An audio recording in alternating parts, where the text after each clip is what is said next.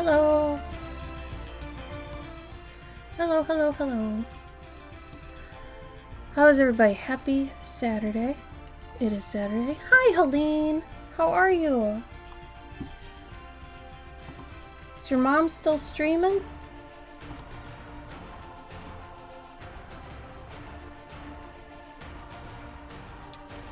Let's see. Yeah? She doing good? She making lots of donation money? She's doing a very good thing. Let's see. I'm gonna empty my jar here because that is incorrect. The tip jar is not that full. There we go. Okay. She's tired. Oh, she's so sweet for doing it though. Really she is. That's a very nice thing. Oh wow. Really? I gotta look up how much that is in dollars. Let's see. How's everyone else doing? You guys doing okay?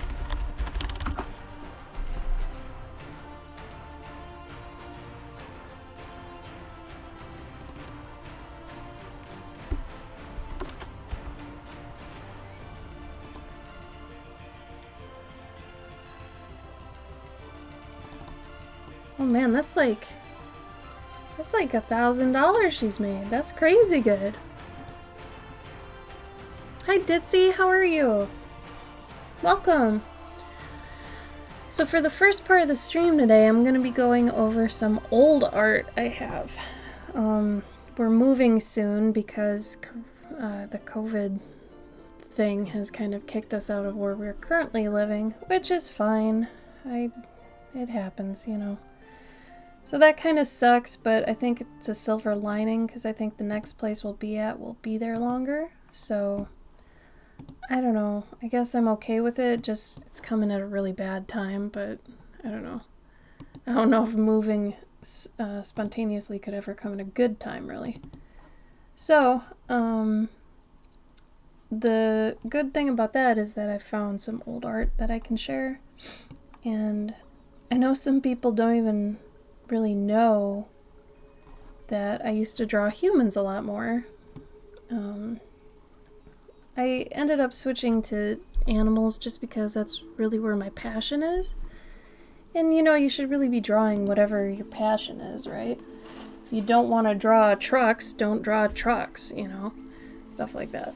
So, hi Glitter! Feel free to lurk. Hope you're doing good. Oh, Easter holiday. When is Easter? Is that this weekend? Oh my god. Oh, okay. So that's... Oh, that's next week. Okay. We're getting close though, I guess. Alright. So, let's see what we got here.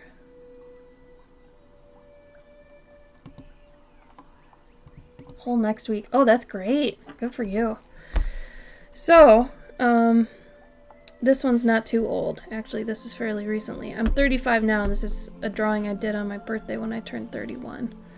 I usually do a birthday drawing, and I started that, I think, 2014, something like that, so I just don't know where I put them all.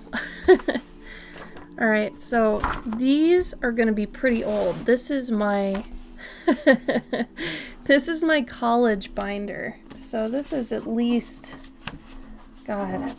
I know I had these characters in high school, so a lot of these drawings might even be from high school. So they're gonna be pretty rough. Not gonna lie. It's gonna be a thing. At least I guess I'm giving it a precursor. So this first one is gonna be a little risque. My boyfriend at the time and I wanted to redo like our own take on Wizard of Oz. So it was gonna be darker, grittier, whatever. So this is really old. And he was obsessed with The Big Lebowski, so this lion is very, very Big Lebowski. But my Dorothy's really kind of slutty. Our Tin Man's cute, but he's super brutal. The Scarecrow was very dark. She had a lot of literal hang-ups. I guess that's a funny Scarecrow pun. But she was gonna be young and then be old, and it was bad. She's like very, very risque. Like, ooh, it's like a bad Halloween costume, really. The other characters were more interesting to me, like the fact that the Tin Man, like, he was really dark, he had no emotion, and he would just murder trees, basically.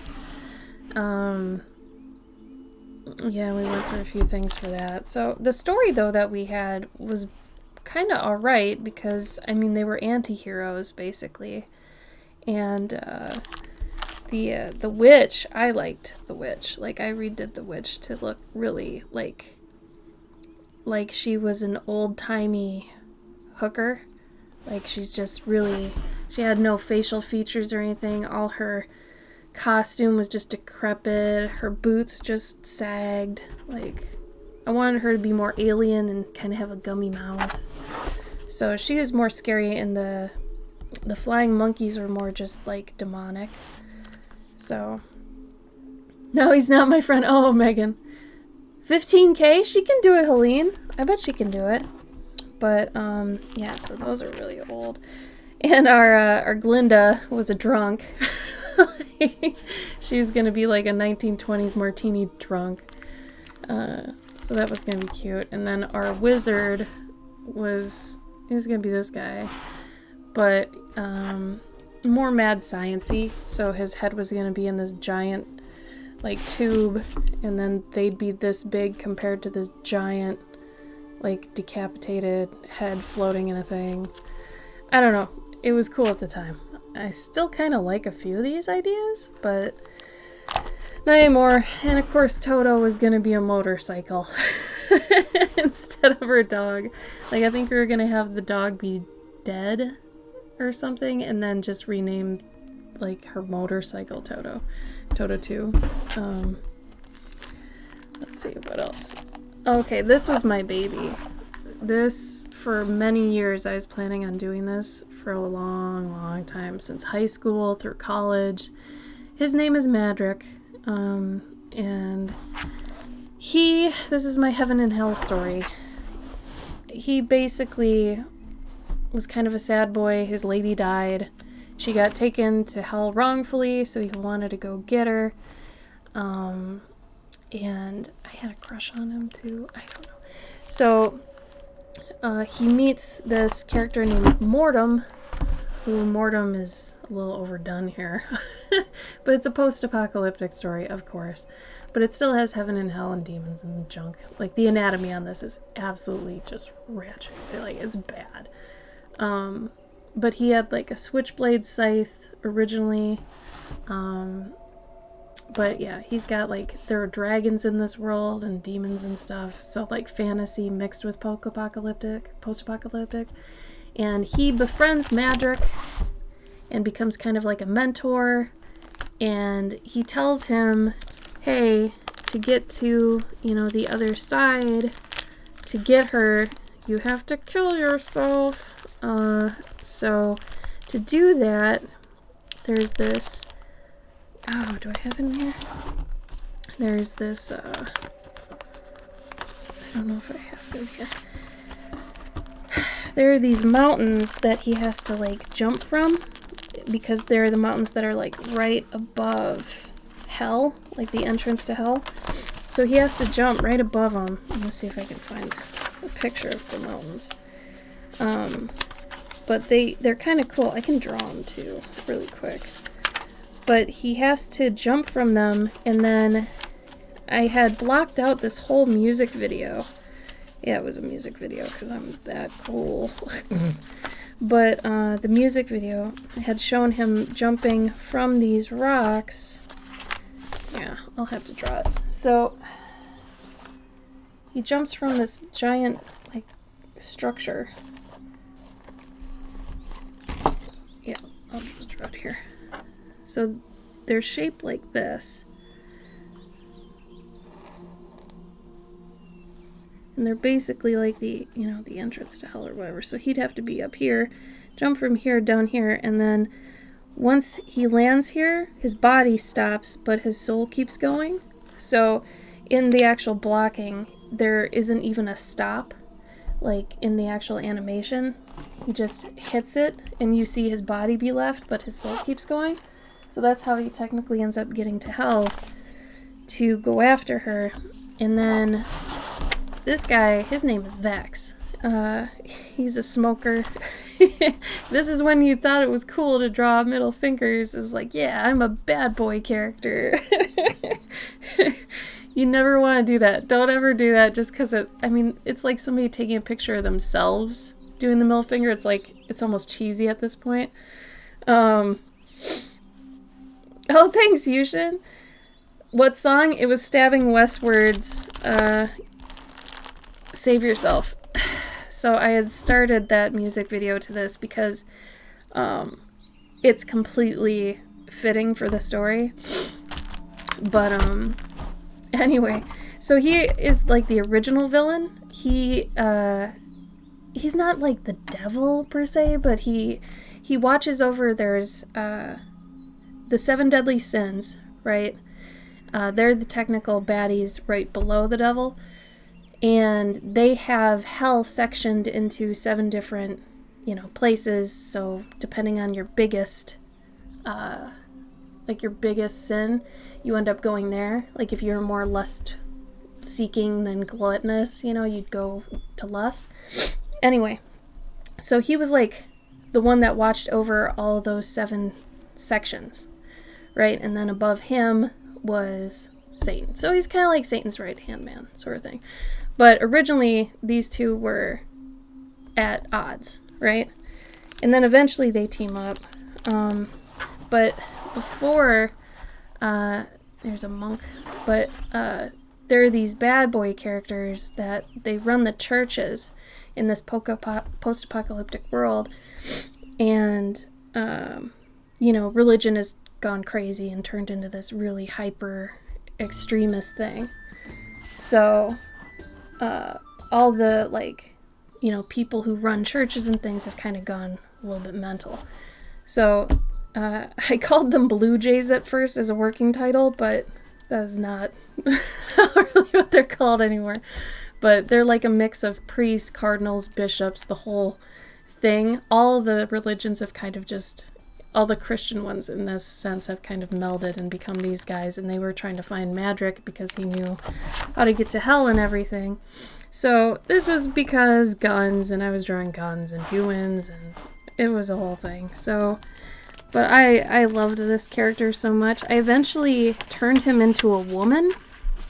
Like, her name was Alara. It was a terrible name. I liked Madrick way better. But I started feeling so forced to do women characters after there were so many male characters, and I was like, God damn it. Alright, well, I gotta start doing females. So I changed him to a woman, and it just kind of killed me. But, because, he's meant to be a guy. In my head, he was always a guy, and when you force something just because you think it should be a certain way, sometimes it doesn't turn out the best. So I don't have any drawings around of Alara. And what sucks is my dad basically threw away a lot of my drawings after I left home. So I don't have any of them anymore. But she had hair. Oh my god, this hairstyle. So she had bangs, right? And then she had these really long tendrils in the front. And then she had kind of this puffed out hair on the sides, right? And she ended up having like, she had, and a long ponytail in back. So it looked really weird. So from the side, she had this long, like middle ponytail, this thing, and then these long tendrils in the front. It was kind of a mess, but it was super anime, like if you think about it. And then she had like a leather coat, like Matrix style type of thing. Anyway, so she, though, had a switchblade scythe, because I ended up taking both Mortem and Madrick, and I combined them into Alara, and so she ended up getting a scythe instead of guns, and the scythe was pretty cool because it was like a box she carried. So it was like, don't know why I keep putting this pen away if I keep using it. So it was like this box she would carry on her back, right? And it had like a strap sort of thing. And then from that, it would flip open. So this part would come out here. And there's another part that came out here. And it would like, it wasn't like a legit scythe. You know, it didn't curve really. It was more straight because it had to fit in here. So anyway, it was that kind of thing. Okay, so, oh, thanks, Glitter. How long ago in the past? It was like high school, I think high school, beginning of college. I know because I was basing it off a story I was doing with a friend, and she was mainly like we'd visit each other in high school. So something though that I think is kind of smart with what I was doing here is I would put reference pictures like behind, like this is, you know, clear and stuff, and then I put the main one in front, and then behind them I put all these reference pictures. Bill Nighy was really what I was going for with this, so I put a lot of reference pictures in here behind him, so I'd always have like the characters' references with them. And believe me, this is before Pinterest or anything. This was like in 2000. No. Yeah, maybe 2000. Honestly, around that time. So each one of these kind of has more stuff behind it. Like whether, like this one was like a bunch of writing, like the story was basically done. And I don't know, I'd like to do it someday, but the whole point where I stopped it was when Supernatural came out. In the whole, like, they exhausted, I feel like, every Supernatural, everything you could have done.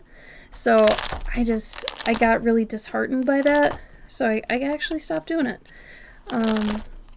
And at the time, I started switching into doing more sci-fi. And I honestly have only been doing fantasy exclusively now for probably, I mean, less than 10 years for sure. Maybe just the past 5 or 6.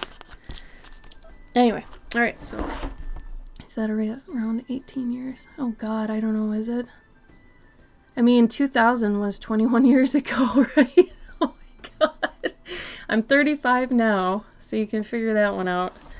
But I was probably 16 to 18, somewhere in there. Anyway, so this is Gluttony. So I'll show you the 7 deadlies now. This is Gluttony. This was Envy. They each had, I was kind of proud of myself at this because that's lost. Each one had to have certain parts to them. So they all had to have horns, chains, some kind of fabric,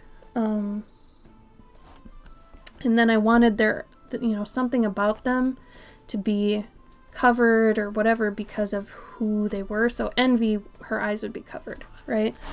Lust, her bits. Gluttony, his mouth is covered, right? So I wanted all of them to kind of be suffering in their own way, but all of them to have kind of consistency with how they looked. So each one of these ones runs their own section of hell, right? And then this is obviously Wrath, Pride, Greed. I love Greed. I think Greed might be my favorite. And then Sloth. I'm also pretty proud of myself with how they are positioned. I think they're very symbolic of, you know, like what they are. I'm pretty impressed with this, honestly, now. Like, if I was looking at this. Did you, Helene? Oh, that's so good! I haven't seen Supernatural, but do they have blue jays? They don't have, like, evil priests like this, no. But, I mean, if a priest got possessed, I guess they could. So let's see. You love them? Oh, Helene, I'm so glad. But yeah, I had a total crush on my Madrick. And you spell it Like, magic. I still might do it someday. Still might do it someday. I would really like to, because here's a really bad ink wash I did of Mortem. Oh boy. Oh boy. Let's see. This is kind of fun. I don't know, is this interesting for you all to see? I've got some of my boyfriend's old drawings in here I have to get out. My old boyfriend. Old ex-boyfriend. Like, from a while ago.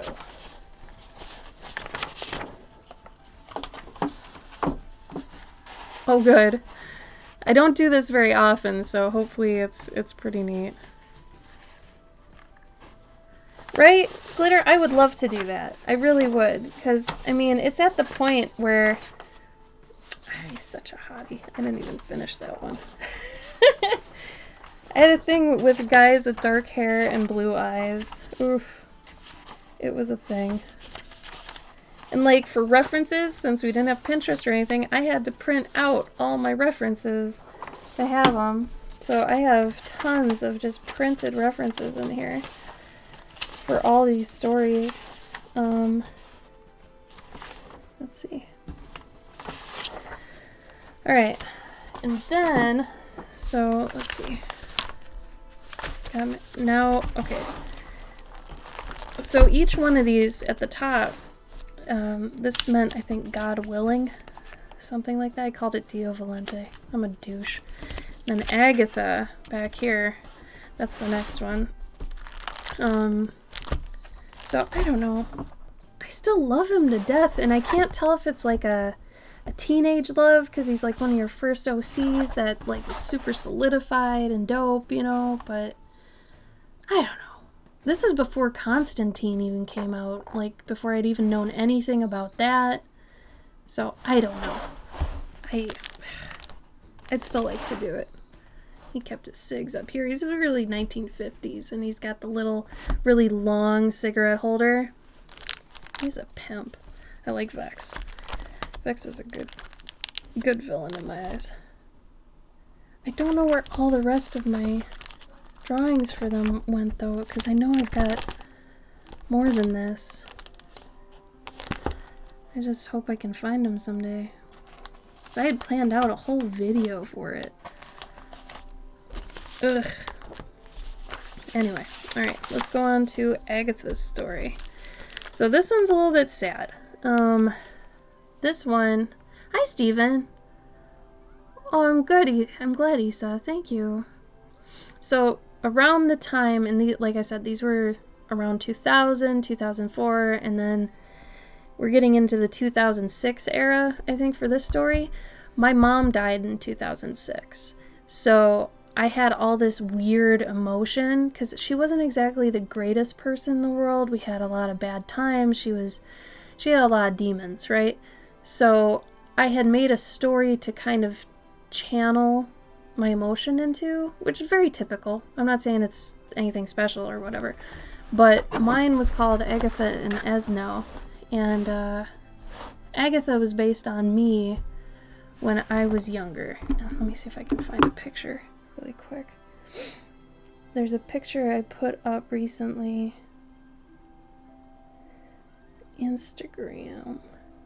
On the Instagrams. Just so you can kind of see how I used to look. I still look like this, I'm not gonna lie. I've got glasses and the whole thing.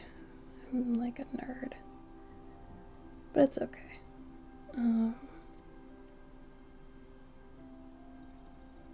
Maybe it's in my downloads.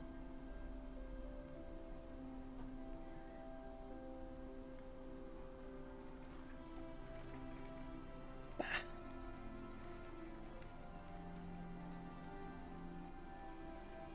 I don't know if I might be able to find it.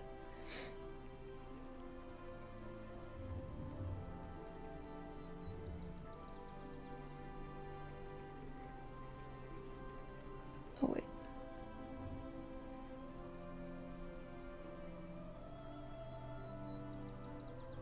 Okay, so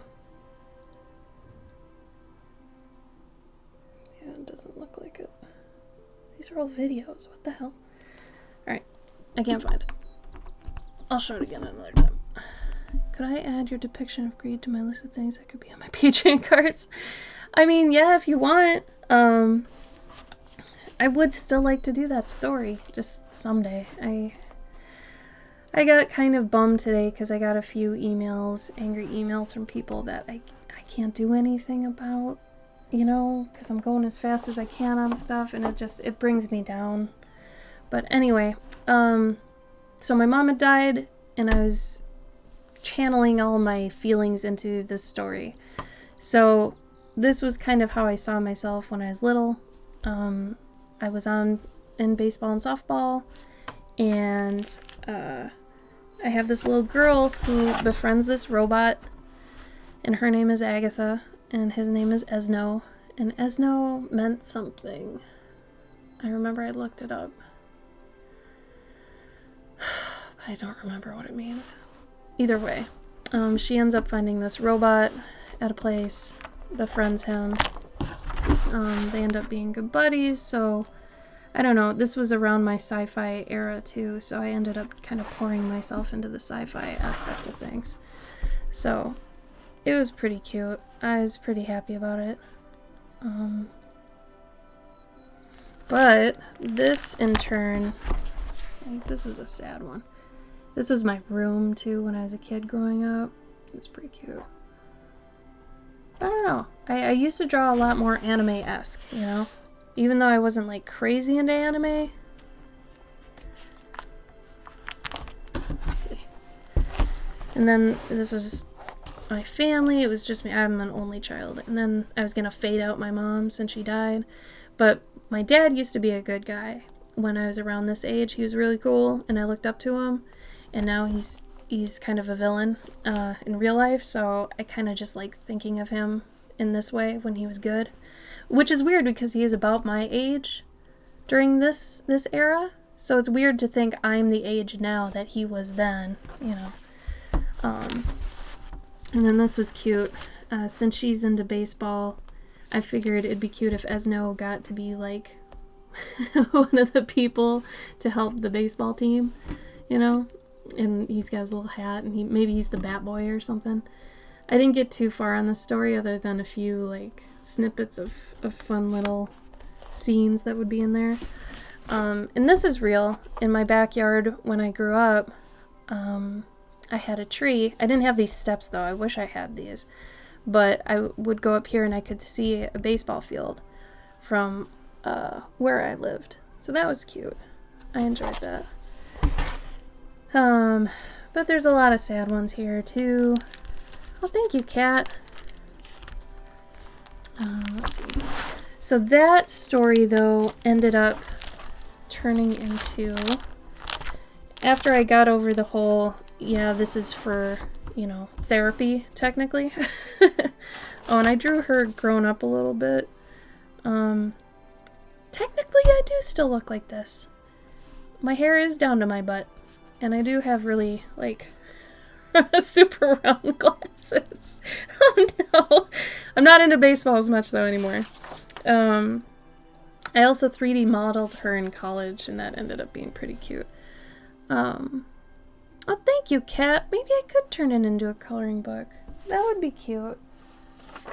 So this ended up turning into something completely different. And this is Adabel and Amos.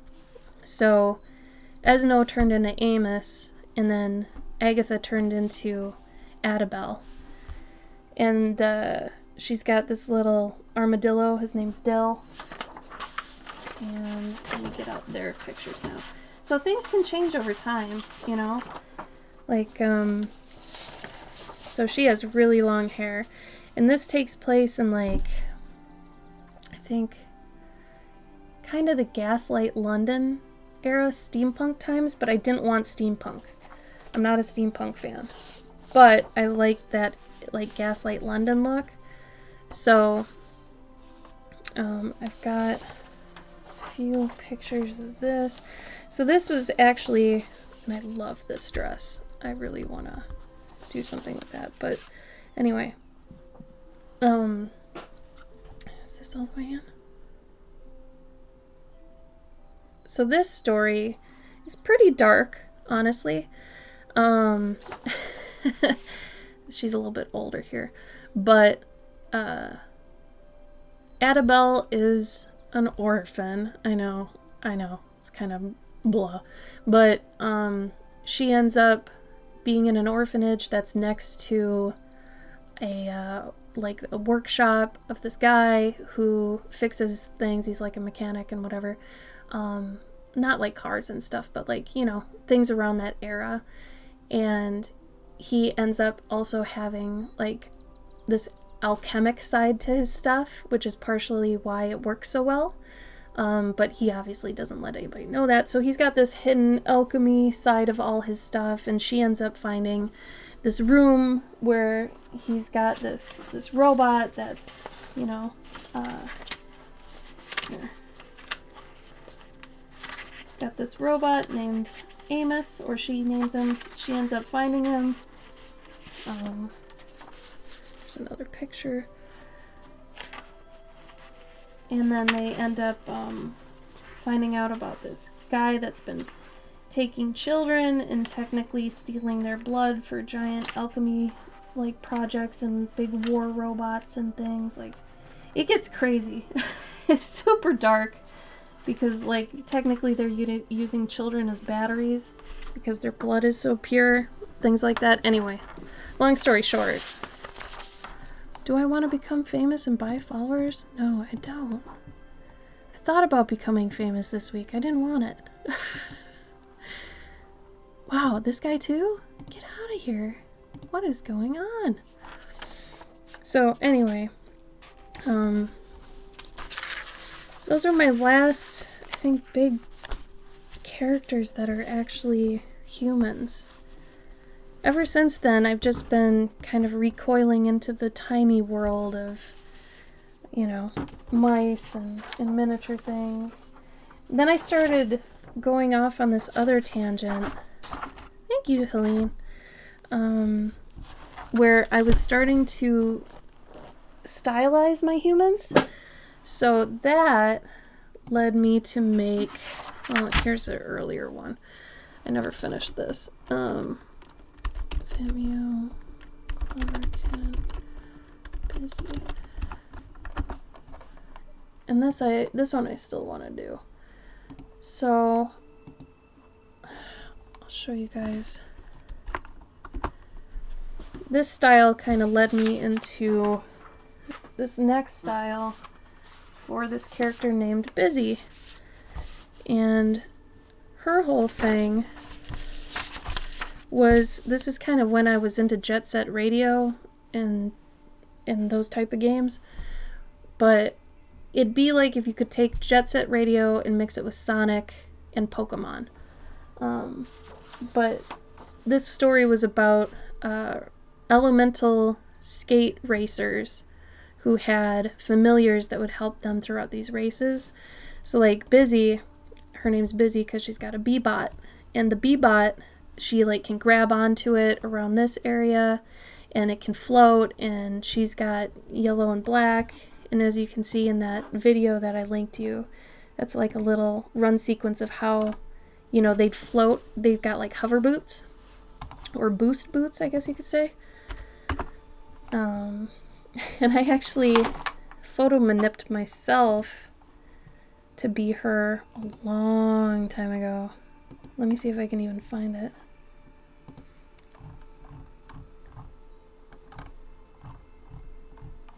Did I take it down? No. Okay. There's a picture of myself back when I had funky hair. It's a little risque. I'm just giving you that right away. Thank you, Kat. Yeah, I've been making up stories since I was a little kid. It's been ongoing. And the tragedy is now I just don't have time to do them. And I really, really want to do them. But anyway. Let's see if I've got a...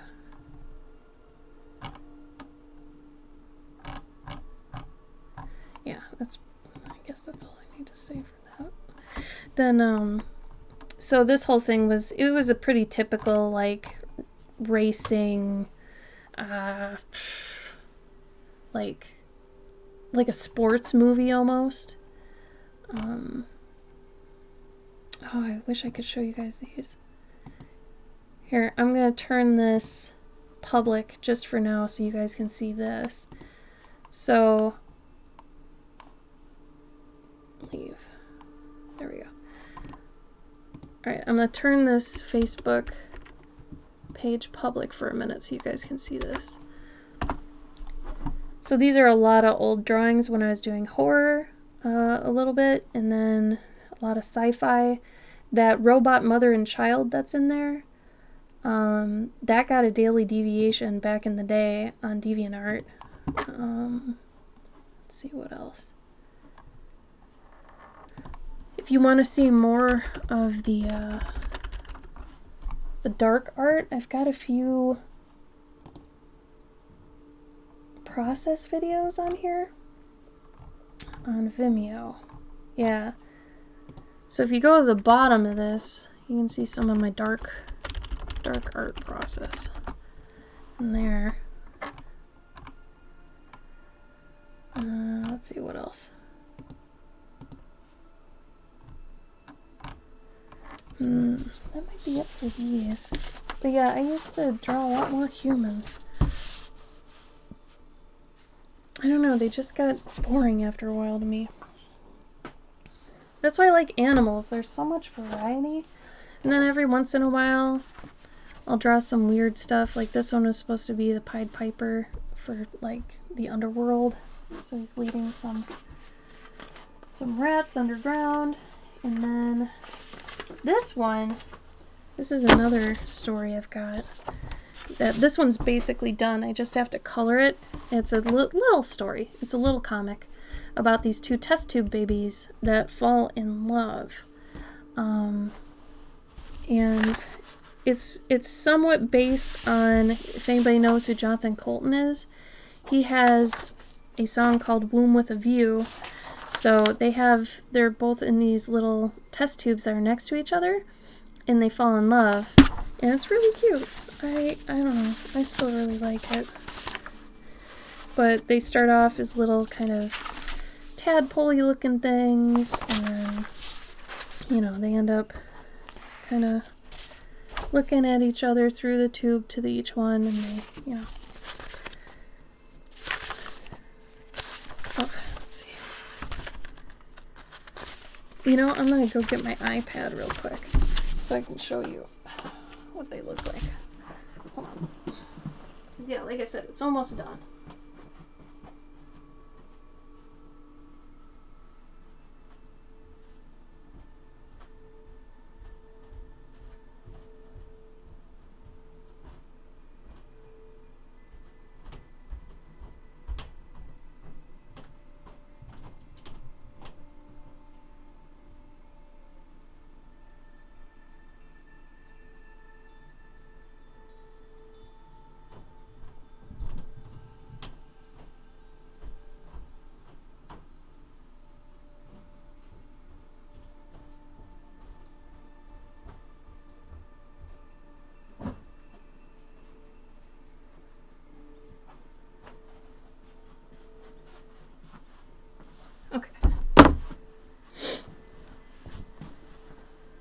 Sorry, if it sounds like I'm crying, it's just because my nose is running.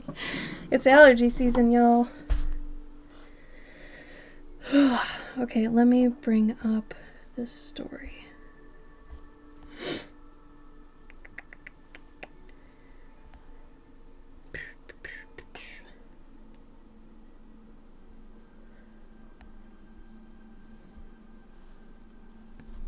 think I've got the whole thing. 7 pieces of your art hang on my wall. Oh, Helene. I'm so glad you like them. I hope they bring you happiness. It's for everything for me. Yeah, like pollen and just... I think for me, though, it's usually... Is it ragweed? I think for me it's ragweed. We had been trying to trace last year our, hold on, I'm gonna switch over. are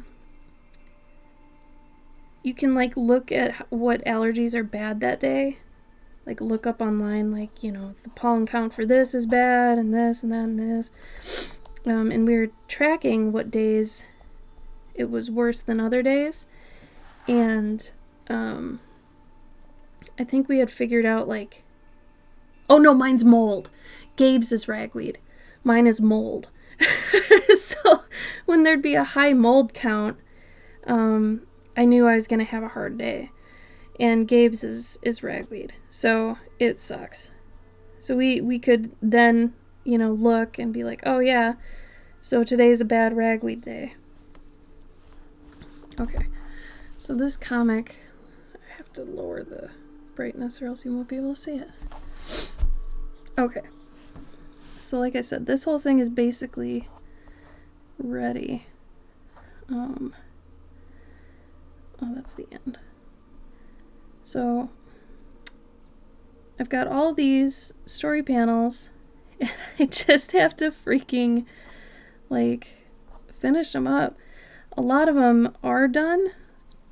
So like they're done for the most part. Anything that's got like a really harsh line, I have to do that with like a straight edge tool. But like they live in this lab that's got rats, and there's a Loch Ness monster and a narwhal. And this is when like he discovers he's got toes after they grow up, and like, you know, the scientist taps on the glass and they think that's funny. And there are all these little things that are just really sweet. It's like, you know, he starts admiring her when she first drops in, and he's like tapping on the glass and she's asleep, and then she wakes up and he's like, yeah, you're awake. And then she's like, what? And he's like, hi. And she's like, oh, hi. He's like, oh. You know. So it's a cute little love story. But yeah, so I went through and I inked all this, but like these things I want to do with, you know, actual straight edges and elliptical like tools, things like that. So, and this shows kind of their countdowns, and then there's tragedy that happens. I'm trying to think about when. It's later in the story. Tragedy strikes. Actually, maybe I won't tell you what happens. I don't want to ruin it in case... Oh, there you go. That was a flash. Thank you! I know they're a little creepy, but hopefully they're like creepy cute, you know? I figured it'd be for the people who like old Tim Burton, things like that. They kind of have that creepy, decrepit little look to them. They used to have really weird noses, but I got rid of that. So this story is probably the only one I'm actually carrying over from my pre-post-college era, if that makes sense. My before I left college. So, because I made this one during college. So this one I'll probably just kick out because I think it's a sweet little story and it's unique. But the other ones I showed you will have to be after I finish the ones I've got right now. I've got a story about a star guardian. I've got one about bird gods. I've got one about moth caretakers. I've got another one about a mushroom candle maker. One about a mouse and a caterpillar duo. Those are all way more important to me right now than the ones I've showed you. So if I can kick all those out, and those are like 50% done to 100% done, at least written, I need to actually draw them. So I don't even think I'll get time this year to do that with how things are going. I'm so upset about that. Silhouette Cameo 4. What is that? Is that a cutter? I've got a Cricut, but how will I release them? I plan on doing a lot of them as physical books, because a lot of them are kind of meant for kids. There's probably 2 that are a little bit too, maybe they're more young adult and not so little kids. That'd probably be the Bird God one. It's got some grotesqueness to it, and some dark themes, but most of them will be books. I think I could do the Star Guardian as a webcomic. I could probably do the test tube one as a webcomic too. That one I think would probably do well, like on Tumblr and stuff. And I could probably do some cute little animations to that. But I gotta finish what I've got first. I still have 40 commissions to do before I can even think about doing any of those. And it breaks my damn heart. I'm mad about it every day. So anyway, gonna work on some of the originals I've got for my patrons. Now, the ones that come to the stream, I am not going to be working on yours because I don't want to ruin the surprise. So, Megan and Dennis, I'm not going to be doing your stuff on stream. Unless you want me to, I could show you what I'm doing right now for you. But this is just a Hobbit-inspired one. It's not actually Hobbit anything. It's just a halfling. This one is a butterfly that is playing the harp. This one is a fairy riding a kiwi. I have to render these. This lady likes chickens and tea. So we're going to do that. And then I've got 3 more that I can't work on the stream because I don't want to ruin the surprise. The Hobbit's cute. Thank you. I'm glad you like it. It's just a halfling though, right? Right. It's not the Hobbit. It's just a halfling. So let's see, which should I work on first? So it's interesting to me to see how rounded and different my style has become, you know, after looking at, like, say, Madric's story.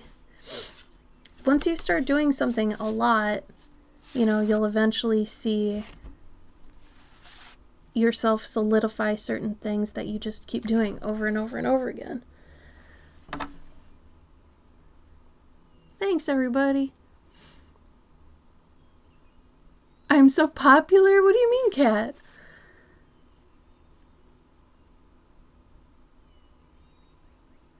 Is the silhouette though, Steven? Is that a Cricut brand thing? Or is that like the, what is it cut? Is that like a Glowforge? With so many commissions. Okay, so the commission thing, yeah, it's reached a bad point. The ones I've got right now, which are like 40, they would have been done by now. But since COVID hit, I had to get extra work to pay for things because, you know, conventions were canceled and we did like a convention a month. So to be transparent, that's losing like $5,000 every 2 months. So that was my job. That was my actual job. And since I have these commissions, I can't get a real part-time job because the commissions take up so much of my time that it would take me years and years and years to finish them.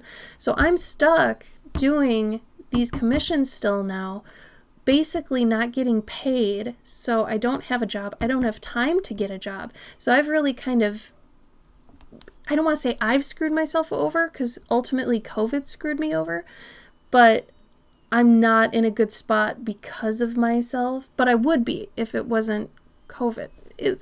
Anyway, it's confusing. So, oh, okay. Well, they're good for, like, I know with my Cricut, I make buttons, I make stickers. I love the damn thing. It never screws up for me. It's got a learning curve. I don't know, I can't speak for the silhouette, but there is so much you can do with a cutting machine like that. I have so many ideas I want to do with it, but like I said, time. Anyway. No, Kat, it's okay. It's okay. So it sucks because I gotta make present money, and present money means taking commissions and things now, but finishing them later. So it's kind of tough. I really want to work on this one right now. This one I really like. So usually for my devoted Dandikin patrons, they get ATCs, like original ATCs every month, but they were really kind the past 2 months and let me combine the 2 months into bigger bigger pieces. So usually I'd be doing an ATC around this size for them every month, but for February and March they let me do technically double the size. So that's been helpful for me, and I think it's nice for them because they get something bigger than normal, you know? So anyway. Is there no music? Did the music stop?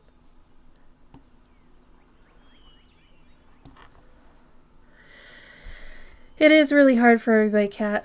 Truth be told, I got 2 emails today. One was angry and basically was saying, if you can't get it to me by this time, I want a refund, but I can't give refunds because I don't have money. So, you know, I tell them, I'm like, I could give you a refund, but it's going to be over time and giving you like, you know, 10, 20 bucks a month until it's paid off. Or, you know, I can just do my best and try to get it to you by the time you said you needed it. So what I end up doing is a lot of rearranging. So a lot of people who are, you know, patient and okay waiting, you know, they're really gracious and let me kind of get to it when I get to it, sort of thing. Whereas these other people who are like, I need it by their birthday. It's like, okay. You know, I'll do my best here. So it's a lot of juggling, to say the least. Jesus. Sorry about that. That was probably loud. Hi, Asling. For anybody coming in now, if you want to see a bunch of old art and stories, I spent the first half of the stream going over those. So if you're interested, you can, after I'm done with the stream, you can go back and watch that. Lots of humans. So if you want to see how I used to draw humans, that's there for you. But now we're just going to go do this. So if that's on that side, this would technically be...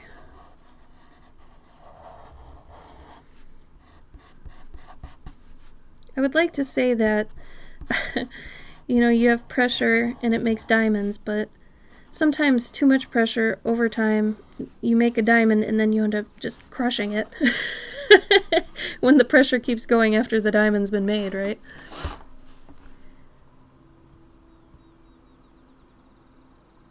Ooh, cat, that's a great idea. I like that way better. Because then that's sweeter too, and it's the spontaneity is there.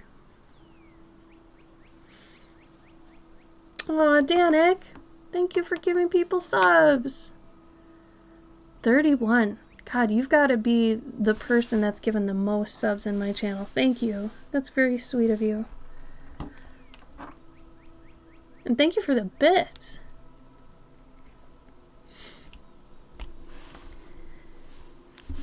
But yeah, for the most part, I've been extremely lucky. And most people have been absolutely understanding with everything. But, you know, there are some people, and I'm trying to figure out, like, it's hard because sometimes I wonder if the mean ones I get are people displacing. Because sometimes it seems really, like, too much really quickly. And it seems like they're kind of taking something out on me. And, you know, if that's what's going on, we all have that, and I get it. That's okay. Like, I've been there too. It just kind of, I don't know, it makes me hurt, I guess. Like this morning, I read that angry email at probably 8:30, which at 8:30, I had been asleep for 4 hours. 4 or 5 hours. I went to bed at like 3. And they had, you know, written me, and I was dumb, and I read this, you know, when I went to the bathroom, and then I checked my phone because I'm waiting to hear about closing costs on this place we got, because we got to move, you know. So I'm waiting to hear about that. And I read this email, and it just, it kind of ruined me. I was thinking about, like, the fact I couldn't get back to sleep. This person's mad at me, you know, and it just really screws up a lot of stuff. You want to talk about anxiety? That was, oof. And I don't want to put anybody off from doing commission work. Commission work is great. It's honestly extremely fun for me. I really enjoy doing it. But, you know, it's just too much right now because of that delay and COVID affecting everything. And I feel really bad. It sucks. I don't know. There's a lot of stress tied to it more than fun things right now. Thank you, Danik.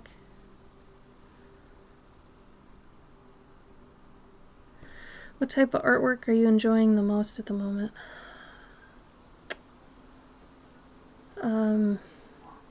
That's tough. I'd say I have 3 levels of enjoying art. One is personal art, and that's the one I enjoy obviously the most, and I get basically 0 of that right now. I try to set aside at least an hour a week to do it, but when, you know, I get emails and I get stressed thinking about, you know, well, I should be working on someone else's things instead of my things, I don't always work on personal stuff because then I'm feeling pretty guilty about not working on someone else's stuff. But I would say that's the best thing. And I would say the next one down is working on Patreon stuff. Because it's, you know, I've made the tiers, so the tiers are things I like to do. So right now I am really enjoying this one. This one's fun. It's based on, like, this tier is based on things that people like. So my patrons give me a giant list of all their favorite things, and I can kind of mix and match and make a piece based off that. And that's fun for me because it gives me enough room to move, and it gives them enough to like it, you know? So I'm really happy with that tier. Honestly, I almost want to do these bigger ones more often. I wish I could just be like, hey, do you want ATCs or do you want 4x6s from now on? But I suppose that's kind of, I don't know. Maybe I'll pose that to some people. That would help. Oh, Colorful May, thank you so much. I really appreciate that. Don't worry about watching streams. Watching streams is really difficult, even for me. So I do not blame you in the least. But thank you so much for letting me know. That actually really lights up my heart. Thank you. Yeah, and coming up I won't be streaming for a little bit because of that move. So the week of April 5th is probably going to be the crazy week for us. So I'm trying to get a lot done before then so I can just move and then immediately start working again, because I am always behind. Thank you, Kat. Yeah, and then the third thing would be like the pets in armor and stuff. And it's not that I don't enjoy doing all the things that, you know, I've chosen to do. I still, honestly, I still really like doing the pet portraits. I do. It's just having them have this this darkness that looms with them now just kind of makes me scared of them. But the only way to get through them is to get through them, right? It's like if you're going through hell, keep going. So it's still going to be a while. Thanks, COVID. But once I get through it, I'm going to probably... Here's what's going to happen. The day that I finish my backlog, I'm going to probably cry for 2 days straight. I'm going to sleep for like 36 hours. I'm going to eat all my favorite bad food. And I'm going to work immediately on my goddamn projects. It's been too long. I deserve it. I am so mad. Like, I have this anger deep inside of me that it's not at anyone. And if it's at anyone at all, it's at myself. But even I know I can't blame myself because I can't account for what COVID did. Like, that's not on me. I didn't make the virus, you know? No one made the virus. So, like, this anger is just frustration, right? So I've been dealing with that and trying to be kind to those that are mad with me, because they're probably mad at either me or something else. So we just got to get through it. That's the only way to do it. There's no shortcuts. There's no easy way to do anything. Nothing like that. A few thoughts did hit my mind this week, though. Thanks, Helene. Oh, thank you, May. Hi, Macaroni. Welcome. I hope so, Kat. I hope it's going to be a good one. Either that or I'll just fall over in a slump. I do want to cry, though. I haven't had time to cry. I would like a good set-aside time to cry. I think that'd be good. So, what was I going to say? Oh, the things I thought of this week. Oh, man. Okay. So if I really wanted to get ahead on things, I would pause my Patreon completely. But I can't because it's making me money to live on. So I was thinking, if Gabe ends up finding some pretty stable work, he's a comic artist, so that's kind of few and far between. But if he can, then I could pause my Patreon and just focus on the pet portraits and hopefully knock them out. But I don't also want to pause my Patreon because I don't know how that affects the people that did the what's it called? The year patronage. So I don't know. And I honestly really enjoy my Patreon. It's the only thing that's keeping me, I think, sane and letting me know people still enjoy my work. Otherwise, if I'm just working on commissions all the time, it's just, oof, it's too much. So I don't think I'm going to do that, but I keep struggling with that because I'm like, well, that's taking up probably half my month. That should be going to these other people, but it's like, that is the second job that I took on. So anyway, that goes through my head. And then I thought about quitting the internet a few times. Not just once, not just twice, but a few times. So the internet is just, it's a lot of stress, man. Like for artists. And if you're in our Discord, I had posted a couple pretty pertinent articles in the vent tent. Oh, anonymous cheer, thank you. Oh, hi, Cavendish. Good for you, though. Sounds like you got a good sleep.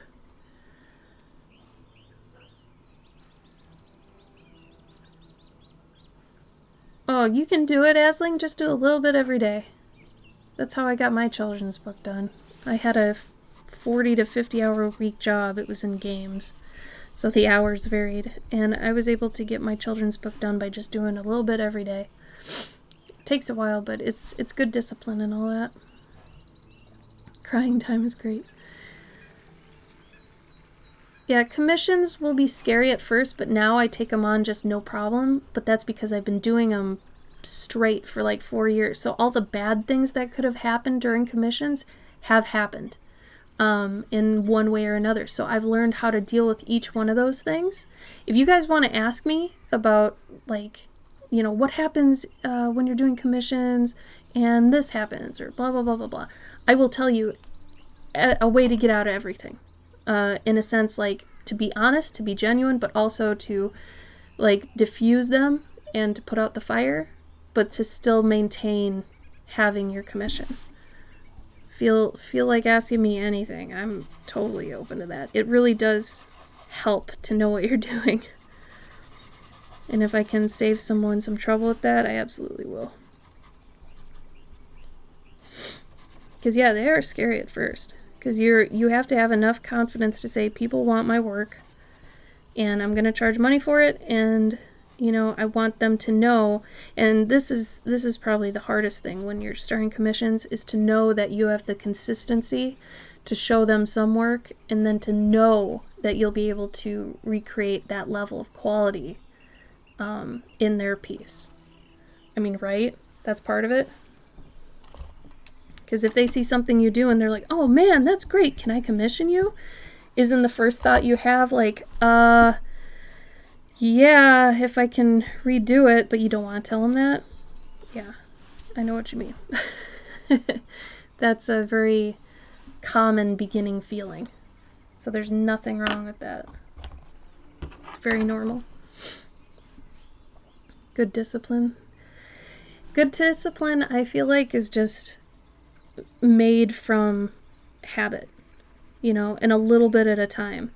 You're not going to have good discipline if you have been going to bed at 4 a.m.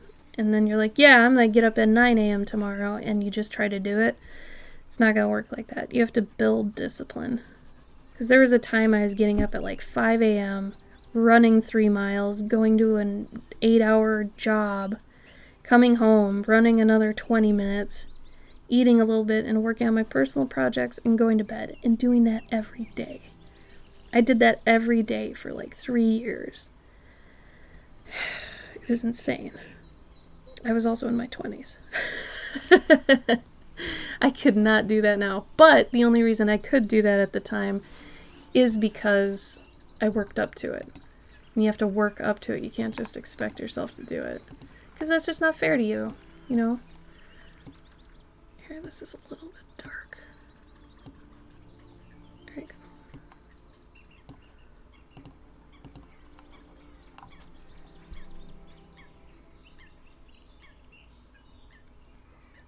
Yeah, I was trying to lose weight at the time, so it was a lot of running. You did worse from the pressure. Yeah, and honestly, at first that's gonna be how you feel about it. You have to get in the swing of it, if that's what you want to do. Some people don't want to do commissions at all, and you don't have to. You really don't have to do commissions at all if you don't want to. If you work hard enough making like your own pieces, your own prints, you can be a print artist or a merch artist. There's so much that you can do with your art nowadays that you can literally put it in any form that feels right to you and being true to your work. You can put it in any form you want and basically make it work. You just have to do it a lot. That's the only thing. Anything you do on the internet, you can get known for. You just have to do it a lot and be frequent and consistent. That's really the key to getting anything on the internet. Be frequent, be consistent, and just keep at it. You gotta grind.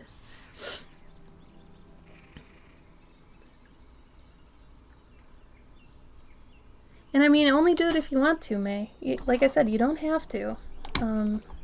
But yeah, if you're interested in how to do that, let me know. I'll tell you whatever. Oh, weird, Helene, really? A root beer that tasted like bubblegum? Haven't heard of that. Helene, tell your mom I'm sorry I can't be at her stream. I'll probably try to raid her if she's still on when I quit. Since she's doing a charity stream.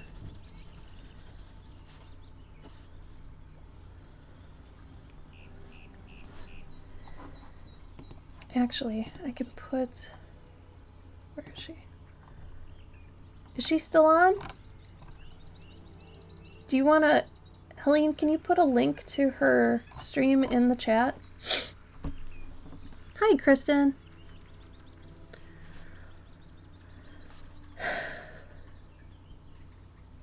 Just feel like every time I get an angry email about the pet portraits, I'm thrown off the whole day.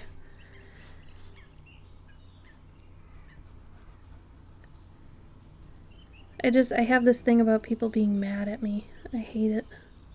And I was able to avoid it for the first, part of the whole journey with doing commissions because I was doing everything on time. But since COVID has absolutely thrown off my entire thing, I can't really deal with it. It sucks. I'm probably never gonna do it again. In 100% honesty, I'm not gonna probably do it again this way. I will probably open and close commissions going forward. Once I catch up in my backlog, I'm gonna open and close them. I would honestly, at this point, rather have a part-time job and be doing my art on the side rather than taking the backlog again. So the only way I could ever get out of these right now is if I had a ton of money and I refunded everybody. But that would be thousands of dollars at this point. So now the only thing is having to be good at diffusing anger, which I have gotten quite good at. I guess silver lining. Thank you, Helene. So Helene just put in this link to my friend Fricka. She is in Denmark, I believe, and she is doing a fundraiser for MS right now, and she's doing like a 12-hour long stream. So if anybody wants to head over there and support her a little bit, her son has MS, and so she's doing a fundraiser to help, you know, MS in general, I believe. So if you leave my stream to go over there, that's a very fine thing to do. I obviously take no offense or anything to that, because she is a very good person, and I firmly believe she's doing a very good thing. She's just a sweetheart. Trying to get to 15. So I think that's like 15K. Or maybe it's, no, it's $1,500 maybe? I don't know. I'm not sure. It might, you could just, if you click her, Fricka Friggy, copy that and put twitch.com/FrickaFriggy, I think she'll get, yeah, the multi-stream is one thing, but do this one. This should work. I hope.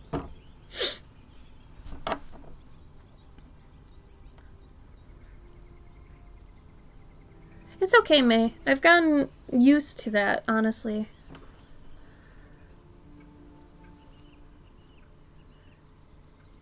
Hey, going for what you love to do is so important. So important. I gotta admit that I kind of screwed up originally. Like, I did and I didn't, if I'm honest though. Like, I knew I had to prepare for being freelance, but I made myself this little business empire of doing, you know, pet portraits, but it just kind of got out of hand, I guess. And like I said, COVID screwed me up. And I don't want to keep saying that as like an excuse. It's more of an explanation. And I have to learn not to get mad at myself that they're late, because they wouldn't be. And I know this. They wouldn't be late if COVID hadn't effed me up, you know? And I have to stop being mad at myself, because that's not helping anything.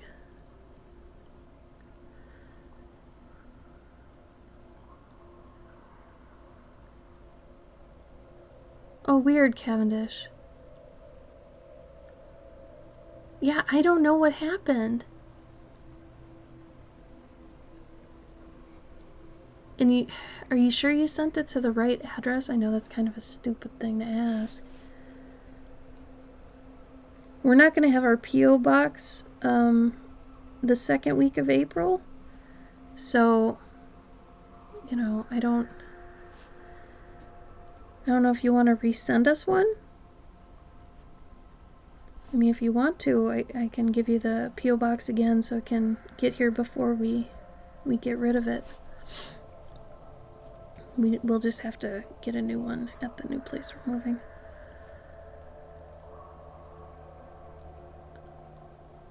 Right? You don't want to rush the artist, and what's weird is, you know, I think they think I'm sitting around on my ass or something. But depending on the size of the portrait and how many pets are in the portrait, it can take me like up to 15 hours now. Like, so an 8x10, one pet, I can do that in a day. I can pencil it, marker it, render it, finish it one day. So like 8 hours, I guess, if I'm busting ass. But if it's a 9x12 4 pet, that's going to take me like 3 or 4 days. So what sucks is, oh, speaking of, for my patrons, I put up a big chunky update yesterday. And it's got your device wallpapers, it's got your calendar, it's got everything. Your April calendar, it's got a time lapse, it's got here's the link. Yeah, feel free to look through that. It's got a bunch of pet and armor processes, it's got a few commissions. Yeah, it's got a few things. Oh, really, Kat? Yay! Oh, I'm so glad. I never know if people are using the device background, so it's really nice to hear that you are. Thank you. I'm glad you like that update. I do still really want to do the tools update too, but all updates and like tutorials and walkthroughs and all those things, God, they take so much time. Like, I really thought I'd be done writing yesterday's update in an hour. I always underestimate it. It's so weird. Like, that update ended up taking like 3 or 4 hours to do.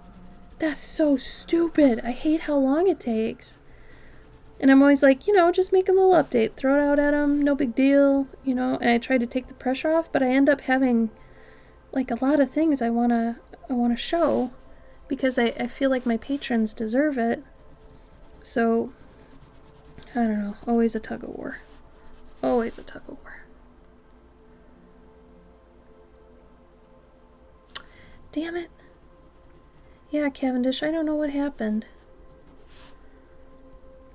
I'm guessing something on the address was weird, because I've honestly never had or seen anything really get lost in the mail.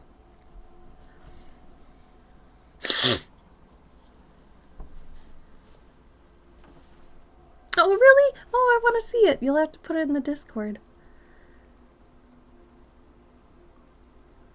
Right, Danik? It's stupid, because you're like, oh yeah, okay, I'll just take a picture of this and that, and, maybe editing will take a half an hour, and blah, blah, blah. No, dude. Oh my god. It takes so much time. And so the hardest thing for me with doing these sorts of things is trying to understand my process enough to tell someone else about it. That's been the hardest thing for me. So like, a few of you wanted me to do like about my tools that I use, all these things, like my white tools. And I was like, oh yeah, that shouldn't be too hard, right? And then I got to thinking about it and I was like, how do I even use these? Like, they're all kind of situational, but it's almost like I've got to be doing something to know how to use them. Does that make sense? Like, it has to be situational, and then it's like, how do you teach something that's situational without having a situation? Like, I kept running in circles with this. I was like, I'm going to have to take a whole day or something to do this. And then my mind goes down the road of, okay, I have to take a whole day to do this, but that means then I'm not doing, the pet portraits or any other Patreon stuff, and that's a time sink. Maybe I shouldn't even have my Patreon because it's so much of a time sink, and that's like, but I need my Patreon because it's giving me currently money that I wouldn't be getting otherwise anywhere else. So it's like, damn it. I get so, like, worked in circles. It's hard. It's so hard. Just right now, though. Like, it'll get better. Eventually. Not for a while. But, right now it's just hard. Don't feel bad for me or anything. It's just the situation I'm in. It's okay. Never taught it before the time takes. Yeah! That's a perfect way to say it. Yeah, and I suppose after you teach it a few times, you also get kind of a way to teach it into your brain, and then it's a formula. But until then, you have no damn idea. So what I've been trying to do is, if I'm doing something like this right now, that's, I wouldn't say it's mindless, but it's very low brain intensity, I'll try to think about my process while I'm doing it and how I would tell someone else. And it is just, like, I go in circles. Like, because I'm like, well, you can use the pastel in this part, but not in this part. But sometimes in this part, not always in this part. It's pretty hilarious, honestly. Okay. And then a lot of this is going to pop more once I get the pastels in. I know I always tell you all that, but I like to remind you just in case.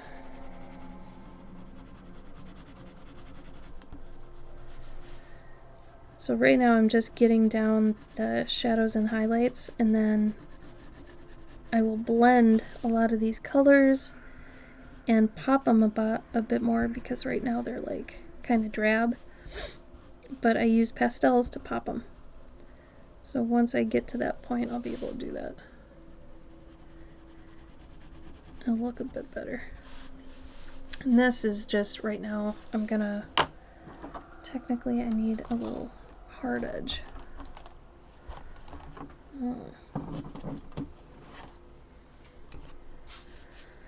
And I need this to be a little sharper. How is everybody's week though? I feel like I've been ranting the entire time I've been streaming. I am sorry. But definitely tell me about your week. I want to know about your week.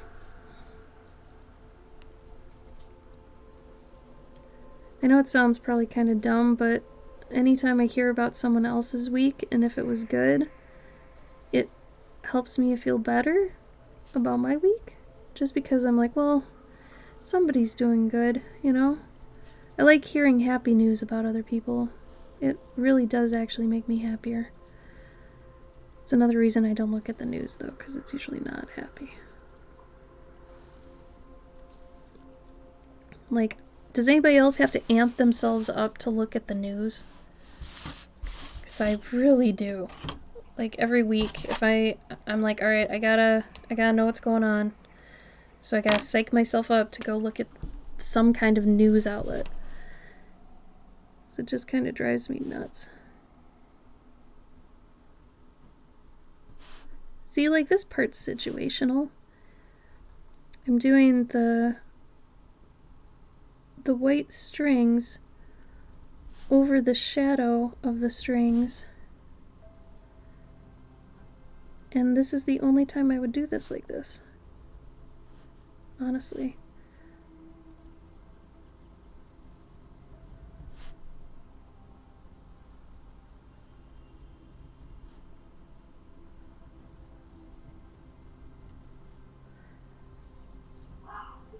For those of you who were here earlier when I was going over my stories and my old art, if I find more old art, do you want me to do more streams showing that? Like, was that fun?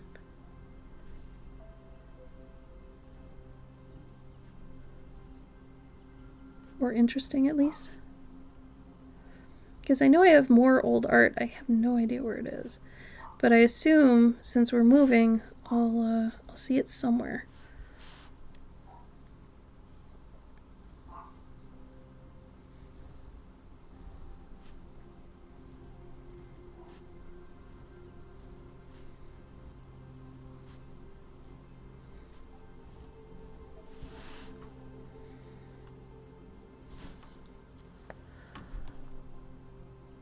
Oh, you send it to 585 instead of 595? No.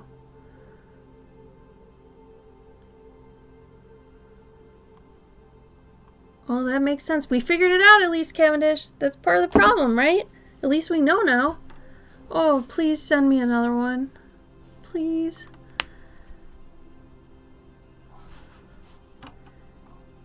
Yay, Twillo!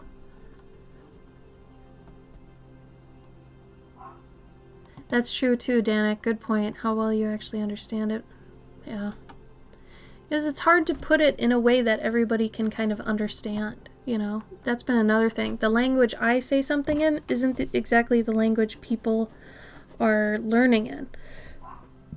I found that to be one of the hardest things too. Ooh, garden fence bamboo. Oh, and carpenter bees. Oh, babies. Oh, troop! Yay! Oh, thank you. I'm honored you've been lurking. And gave it to the class candy? Oh, that's great. What's your favorite candy, Helene? Me too, Danik. I always figure, like, if I enjoy it, maybe somebody else will enjoy it. It's weird, though, because I feel like I used to draw humans better when I cared more about drawing them. So, like, back in the day when I thought I had to draw humans because no one's gonna like your art if you don't draw humans, incorrect. But that's how I was thinking, so I made myself like doing it. And I feel like now when I do it, if they're not stylized, I don't enjoy myself. So, like, when I say stylized, I mean, like, this one's stylized. This one is kind of, this has become my fairy style. I've been doing my fairies and things in this style, and honestly, I like it. I like the big chunky hair, and the little chunky ears, and the rounded face, and the beady eyes, like, I'm into it. But before, when I was doing, you know, here, I'll show a couple again. For those people coming in now, the beginning of the stream, we went over a lot of my old art. If you want to look at this afterwards, and I told this story of this character. It was a heaven and hell type story. So you can see a lot of my humans, what I used to do with them. But I used to do them a lot, but it's just, I don't know, there's a point that I cared more about animals than I did humans. And when that happens, it's just, I don't want to draw humans anymore. And that's okay if that's not where your heart is. You know, and if that sounds weird, just sub out humans with something else. Say, like, I don't want to draw trucks as much as I want to draw mice. And it's like, well, somebody's going to be like, oh yeah, trucks, pfft, whatever. But for some reason, if you're, like, saying humans, people automatically assume, oh, you don't want to draw humans because you can't draw humans. It's like, no, I literally just don't want to draw humans. I can. I don't want to. They're not as interesting to me as animals. You know, animals have more legs and different body types and all these sorts of variety. You know, wings and, oh man, there are so many more things animals have that humans don't. And once you've drawn animals for a while, it's kind of boring to go back and draw humans, you know? So, there's that.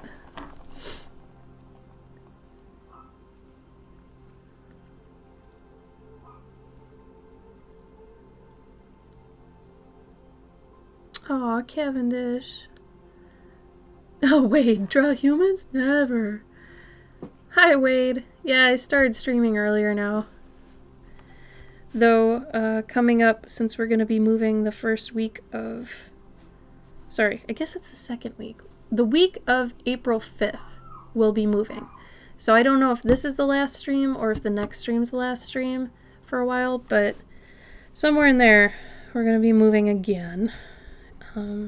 So I'll probably fall off for a little bit until we can get the streaming room up and going at the new place.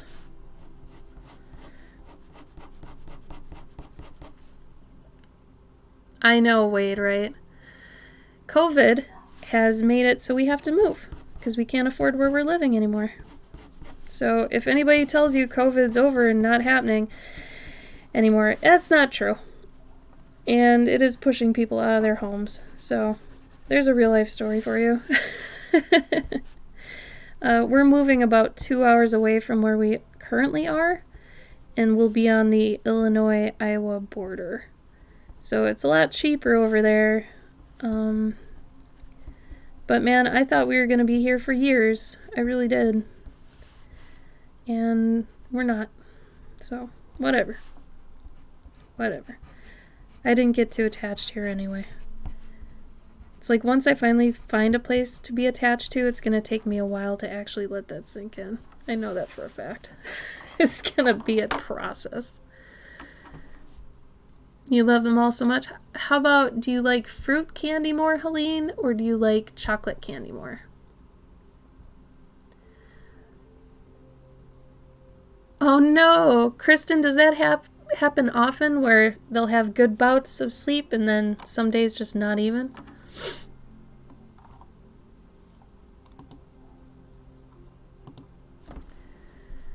Oh, it'd bum me out too, Cavendish. 100%. I'll technically be in Illinois, but it's like, this is seriously how it is. So here's Illinois, here's Iowa, right? And here's the Mississippi River, and there's one bridge, and we're like over here. It's like 5 minutes to get over here.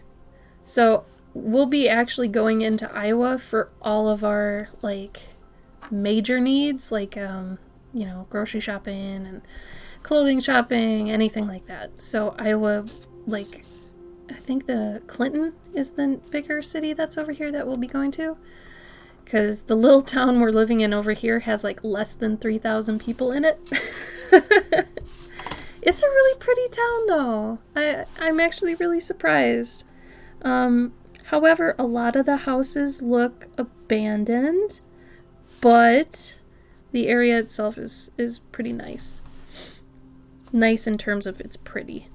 We'll learn to like it, whatever. It's just the price is right, you know? Okay, I think I'm gonna move on to the next one. You guys seem to like this little halfling, so I'll work on him next. Let's see. Yeah, Clinton. I think that's the one we're closest to. The biggest city we'll be next to is probably Davenport. I think that's the big city. I don't know.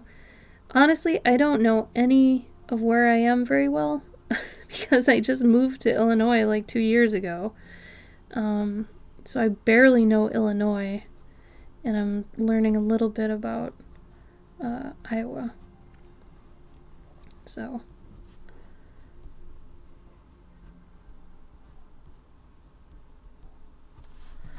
let's draw some smoke. Every full moon? Really? Somebody had written up a thing that said we're getting 3 full moons in a row. Does anybody know if that's true? Little story about that. Both my parents, for a while, were nurses. My dad was a LPN, and my mom was a nursing assistant. And they would always tell me that around full moons at the nursing homes, the old people would kind of go a little bit crazier than usual. And, old people usually elderly have their, moments where they're a little bit more crazy than others. But they said that, things would be a little bit more crazy around that time. And then my mom ended up quitting that thing. And then she ended up working at a gas station. And she ended up telling me that around full moons, people also got crazy then too, just at the gas station. People would be a little bit more nutty. And I thought that was really interesting.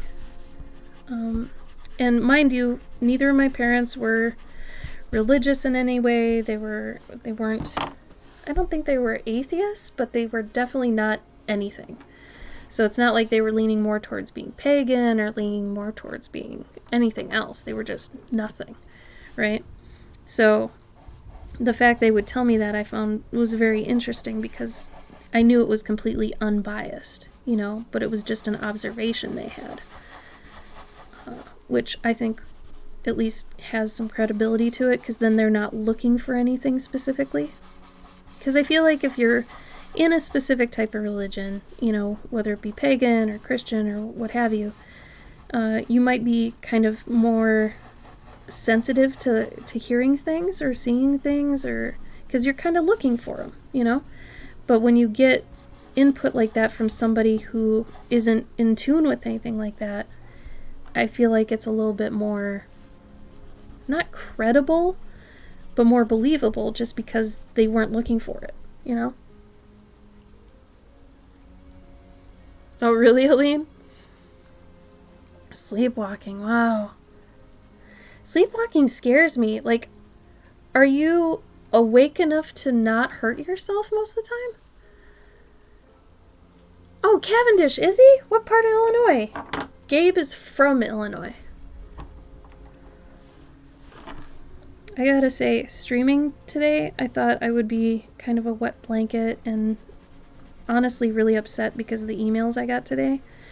But you all are making me just forget about that. And you're helping me to just stay focused on what I'm working on and talking about happy things. So thank you so much for that. You're helping get me out of my funk. Because really, God, I get just destroyed every time I get one of those emails. I feel like I always have this underlying anxiety that they're gonna show up, you know? But thank you just for being here. Thank you. Even if you're not talking, I appreciate you being here and the supporting and your lurking. That helps too. Thank you. Champagne. Yep, see, I don't even know where that is. Oh, Rockford. Oh, Rockford is kind of close to where we'll be moving. So, that's interesting. So he probably knows that area. How weird. Small world. Really, Cat? Turned violent like when you were waking up or during the sleepwalk?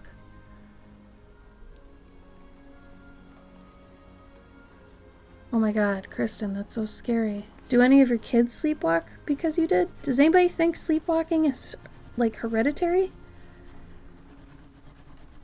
I wonder. And does anybody know what causes it? Is it something you eat before bed, or is it just a predisposition to just get up and go? You get super strong. Oh my god. Okay, so you turned into a werewolf, is what you're saying.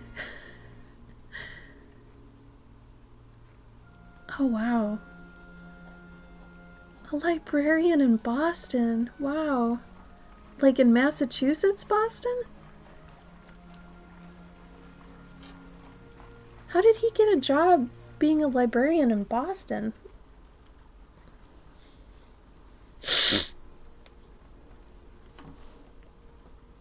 Oh my god, cute. I know that's terrible, but it's also kind of cute how she dealt with it. Bells.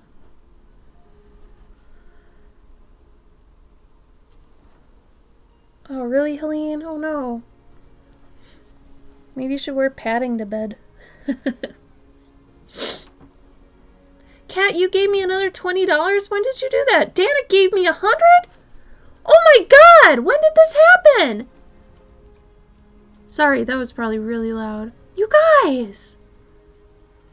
I was not paying attention. I am so sorry. God, I owe you guys so much. I gotta write this down so I don't forget. I'm gonna send you like, just some random originals or something.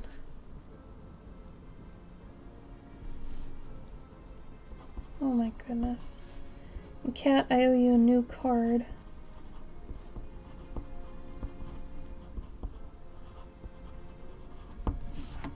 Oh my gosh. Danik, are you here? And Kat, damn it. Love you guys. As long as they're not pity donations, I don't want that. I don't want you guys feeling bad for me and giving me money or nothing. We'll be okay.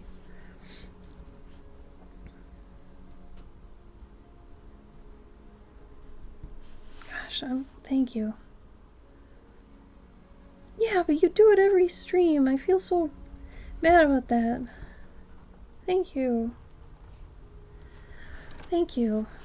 Well, please let me know if I can tell you anything at all you want to know. Like I said, I would very much like you to get your money's worth. So if there's something you would like to know that maybe I can help with, ask me. I will tell you anything. Is it improving? That's so good. Oh my god, that's one of the best feelings in the world, is when you can, like, sense you're leveling up. So good. That's one of the best feelings. Oh my gosh. Sometimes I feel myself level up when I haven't, like, drawn for a bit. If you get burnt out This used to be when I didn't draw all the time. Now I have to draw all the time. But it's similar in my mind to when you defrag a computer.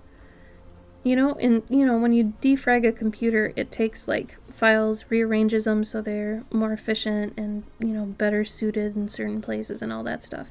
So I feel like when you take a break from drawing and you kind of relax and, you pick it up again when you feel inspired, I feel like that's the best time to tell if you've leveled up, because your brain has had a minute to actually, what's the word? Digest all the things you've learned recently and take a minute to actually find where they're better suited in your brain, so that when you pull them out again to use them, it's better set,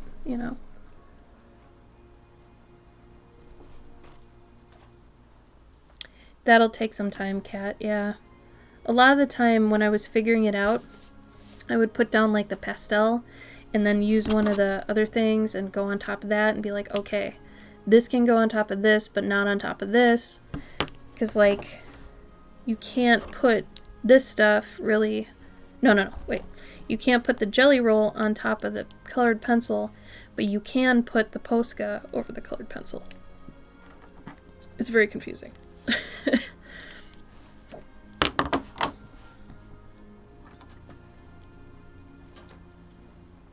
Oh, I'm glad it doesn't hurt, Helene. Oh, did he go to Boston University, Cavendish? I guess that would make sense then.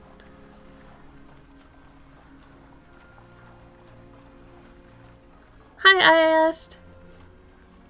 Growing fantasy clothing. Good job. Good job. I don't want to do it. I don't interview or game or watch films. That sounds nice. Oh, you did? Oh man, that's a lot of whites. And I mean, you don't have to get them all. If I, honestly, and I still want to make that post on Patreon about this, but if there's one you have to get out of all of these, I would say 2. You would probably need 2. I'd probably suggest this one and this one to start. If you don't have the money to get all of them, these 2 will be good, because this one goes on top of a lot of things and it's good for spec highlights, and then this pastel is really good for more of the smooth things. So you get the 2 extremes with this. And if you can't afford either of these, I would do that one, because this one you can technically blend and blur to kind of look like this if need be. So when I first started, I just had one of these. And, I would, for highlights and things, I would use it like this. But if I needed it blended, I would, actually put it down and blend it. But if I were you, there's a 5 and an 8. Get the 8. The 5 is for really detailed stuff. You don't need really detailed stuff right off the bat. Once you realize you do need it, that's when you get it. So don't get it yet. You bought the 8? Okay, cool. Yeah, the 8's more common. I had to find this 5. I didn't even know. Okay, I didn't even know these came in different sizes. I thought all white jelly rolls were the same size. They are not.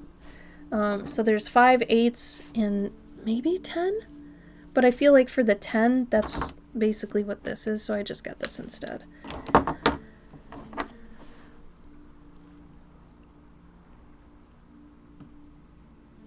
Oh, Cavendish. That's so sweet of you to say. It's definitely got a learning curve. It took me about 4 years to get used to it. I do lose my train of thought a lot. You'll probably see when that happens. But I don't know, it ends up being really fun. Honestly. And to be quite honest, I usually don't want to do it. Especially lately, because I'm usually in a mood. Since I get stressed, I get kind of ornery, and I get, a little bit short and angry, and I take offense to things. I get in a really bad place because I'm stressed. But I'm like, you know what?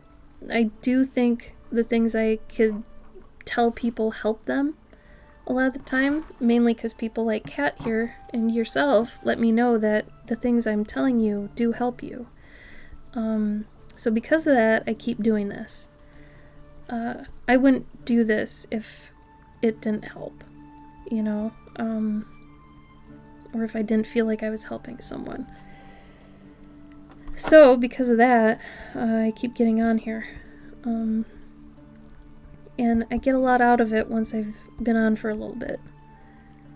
You know, like I said, it's that feeling like I'm sure some of you know this feeling. You make plans with a friend and you immediately want to cancel. You know what I'm talking about? Like you don't want to go do the thing and you don't always even have a good reason why. You just have anxiety about it, you don't want to do it. And it has nothing to do with your friend. You love your friend, but something about just the whole thing you don't want to do, right? Well, it's similar to that feeling, but, you know, you kind of just put on your big boy pants or whatever, and then you get on here and you just do it, and honestly, it ends up being fine. Like, I usually have a fine time with all of you. You know, one time or another you'll get a heckler or something, but it's really rare. I used to get a lot more, like, commenting on my appearance and things, you know, because the elf thing, but that was a long time ago. Years even. I haven't had a serious heckler for years, but I mean, otherwise it's, you know, I get on here now, I'm just kind of used to it. I know I'm gonna screw up sometimes on stream, and it's fine. You screw up saying things, you stutter, you run out of breath. It's just what happens. You know, you lose your train of thought, and you just get used to how that feels to do that on camera. The only thing you don't want to get used to on camera is saying, like, bad stuff, you know? Like, you still have to maintain a filter and be, you know, a little bit professional. I'll swear now and then because I just swear. I don't want to seem like a goody-goody or anything because, I mean, there's nothing wrong with being goody-goody, actually. I'm saying more like I want to portray more of who I am in real life, and I swear. I do. I think it's the spice of conversation, so I sprinkle it, you know. I try not to overdo it. But I'm not gonna not swear because it's not me. And as much as I'm a brand, I'm also a person, so there's that. I like to be honest, I like to be real, authentic, genuine, all that crap. So. Oh, let me catch up in the chat.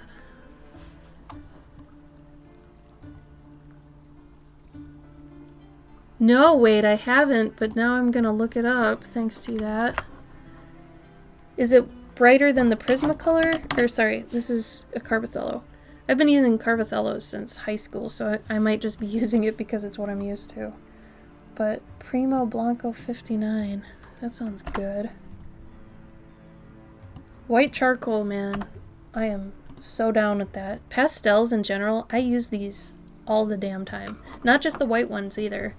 Like, if you do any color work with any sort of medium, I don't care if it's painted, watercolor, gouache, acrylic, whatever, you can use pastels to really fix a lot of problems.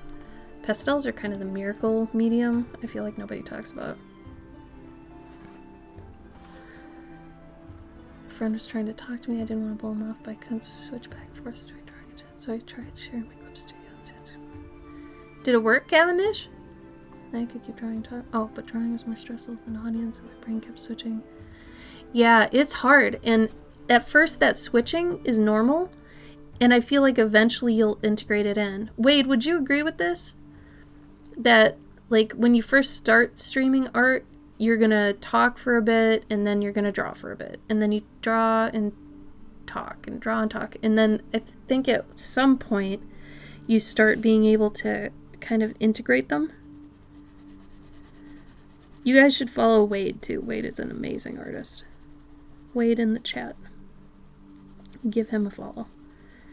He's a good friend of Gabe and I, too.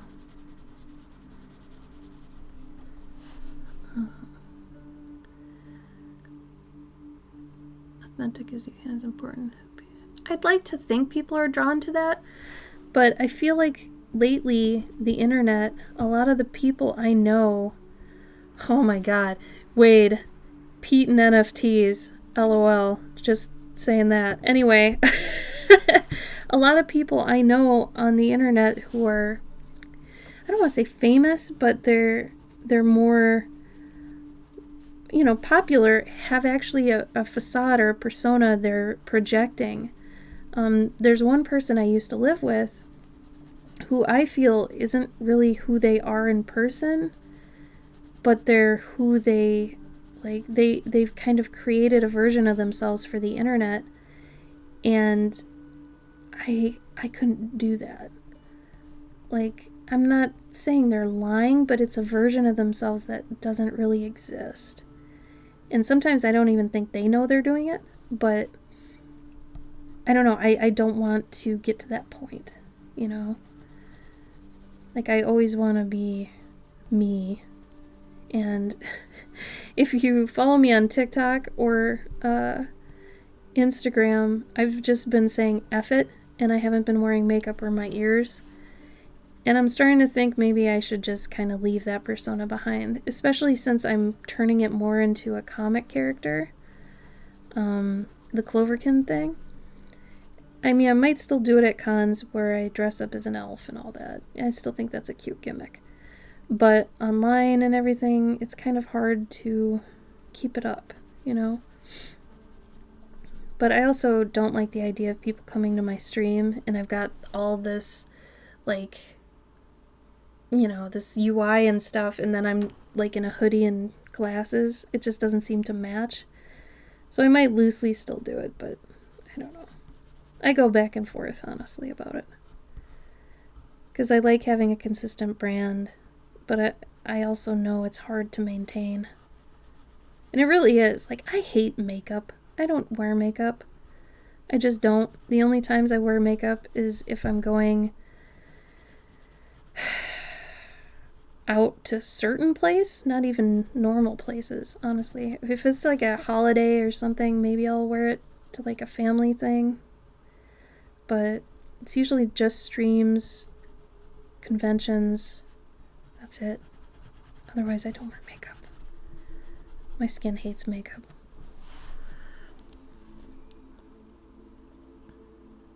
Oh my god. Wait, I'm sure we all agree 100% on that. I don't even have to, like, we know. I feel like we know what you're gonna say and you know what we're gonna say. But yeah, we're 100% anti that and him right now. That went south super quick. Like, after you had brought up a bunch of stuff, you know, with the Sam thing and everything, yeah, we're kind of done. Oh, she's getting close, Helene. Go give her a high five for me.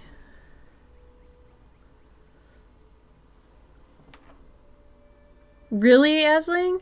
Oh my gosh. That would drive me nuts.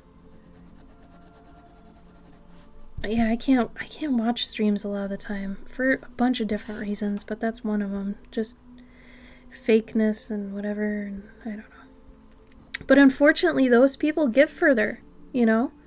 If they're portraying a certain type of personality or, you know, what have you, authenticity is not as sought after as you'd think. And, you know, a lot of people don't want to hear honesty and stuff. That's why nobody watches the news, you know? Honestly, the news is honest, you know? But it's not happy. And typically that's what comes with honesty. Might be an age thing. That's a good point too, Kat. Yeah. Yeah, that's a good point. Netflix versus YouTube. I wasn't even part of the whole YouTube craze when that came up, and you know, everybody's like, oh my god, YouTubers. I so out of loop for that. And it was really weird because I think I was going to cons during that time and people were doing fan art of YouTubers. And they'd have it up at their booths, and I'm like, who the hell is that? And, you know, if I had a friend come by or somebody I know that was more clicked into that, I'd ask and they'd tell me and I'd be like, what? Okay. Like, I missed that boat hardcore. Yay, Helene!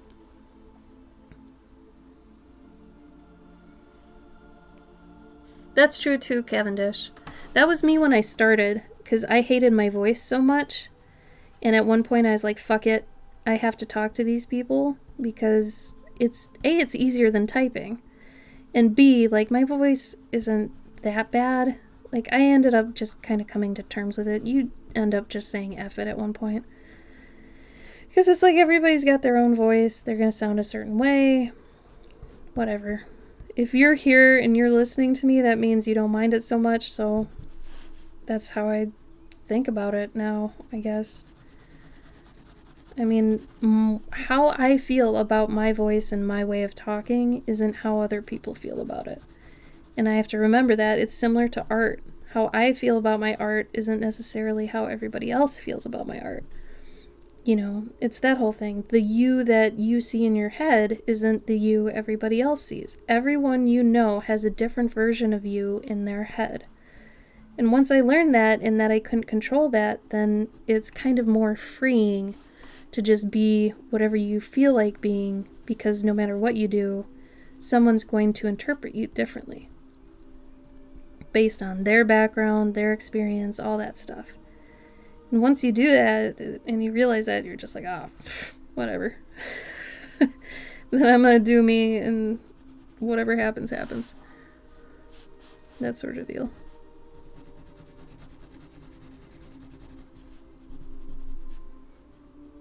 It is kind of crazy to think about how many people know you and don't know you, even if they know you, if that makes any sense.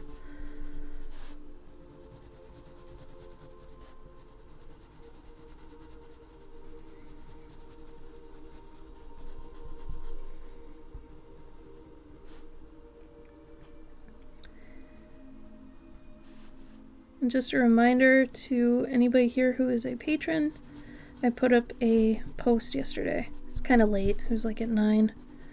I know a lot of people go to bed around that time, so I was like, not gonna post it, but then I thought, well, I'll just pimp it super hard today so you guys know I did one. So there's a Patreon post.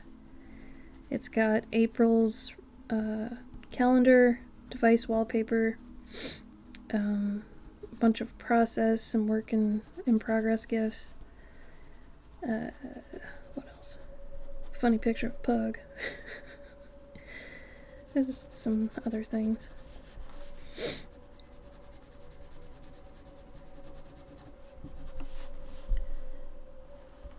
Oh, she's sleepy? Oh. Thank you, Isa. People tell me that and I can't hear it. Because to me it just sounds grady and I don't know. Is it more my inflection in that I kind of dance around when I talk? Maybe it's my Minnesota drawl. Who knows? Oh no. But that's so good, Helene. She's making money for multiple sclerosis. That's good.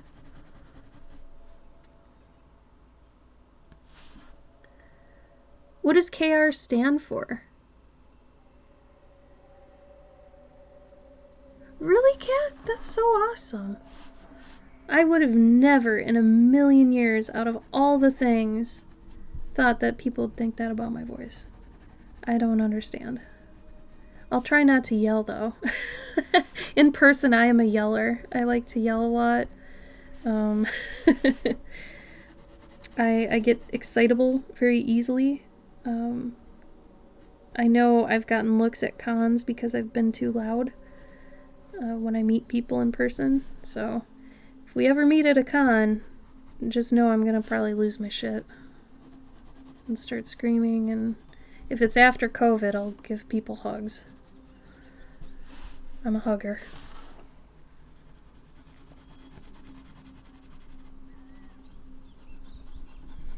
It's really weird too, mood swings.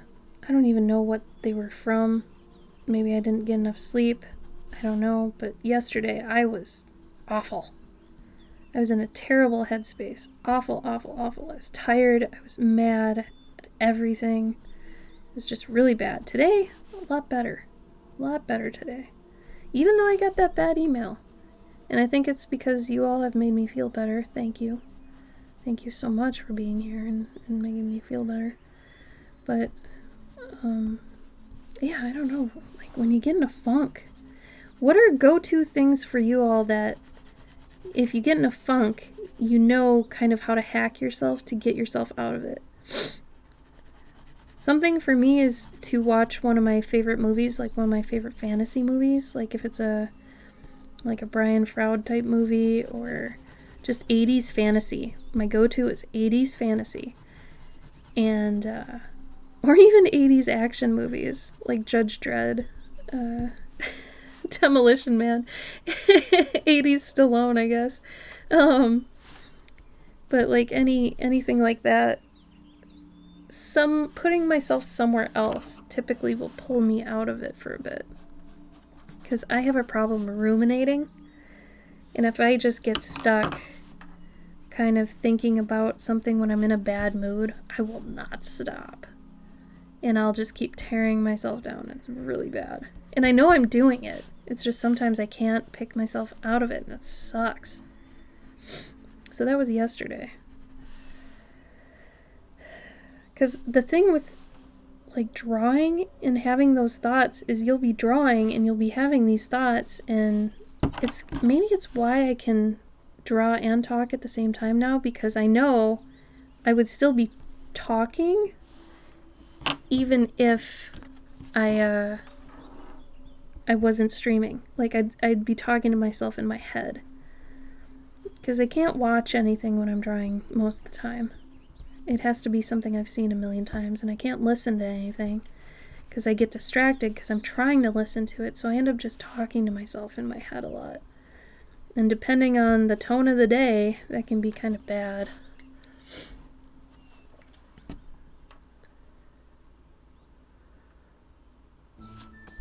Oh, really, Issa? Oh, that makes me feel better. There are no sharp sounds. Even if I get excitable, you sure? Krishlyn, thank you for the follow. I just noticed.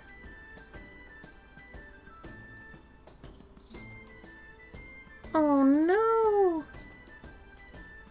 Helene, maybe you should take over for her for a minute. Will she let you on? So she can have a minute to, calm herself? I don't want her to be shaking. That's awful.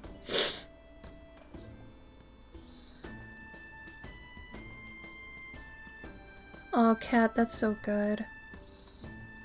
That's the thing. Rationalizing and building back up.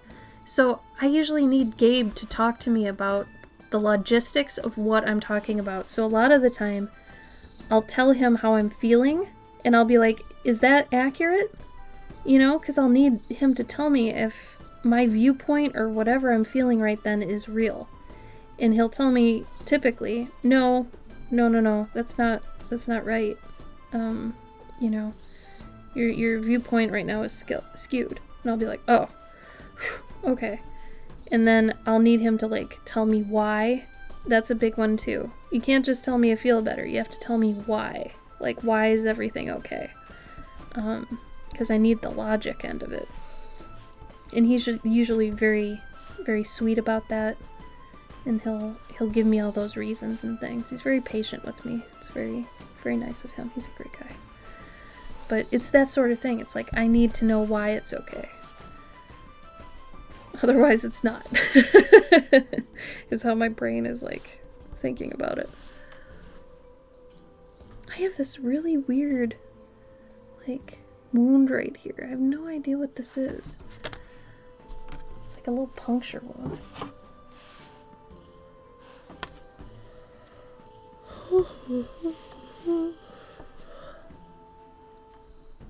Really? Oh, I thought me being like I am right now is super excited. Well, if that's not, then good. Good. Then I'm not hitting any too high notes, I guess.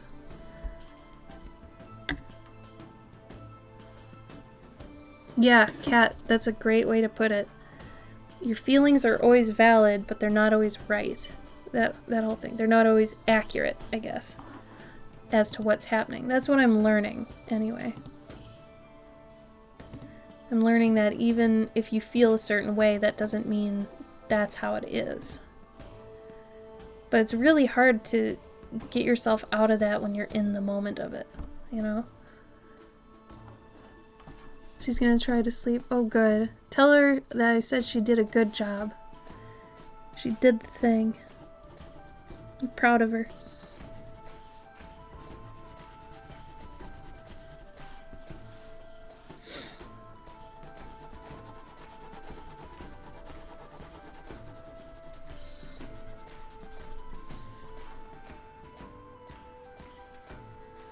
Ah, that's also a good point, Kat.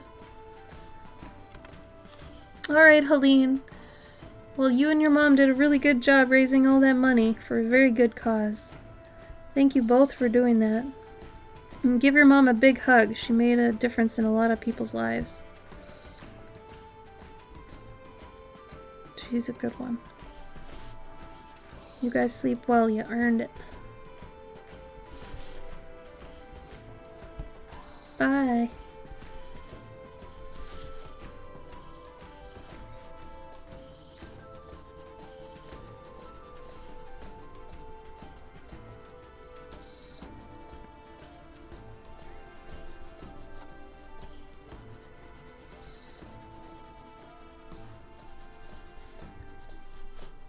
Social media is just weird nowadays because it's like, I feel like there's this simultaneous feeling like you don't have to post all the time, but you have to post all the time. And some days one of those gets to me, you know, and it's like, oh, I have to post.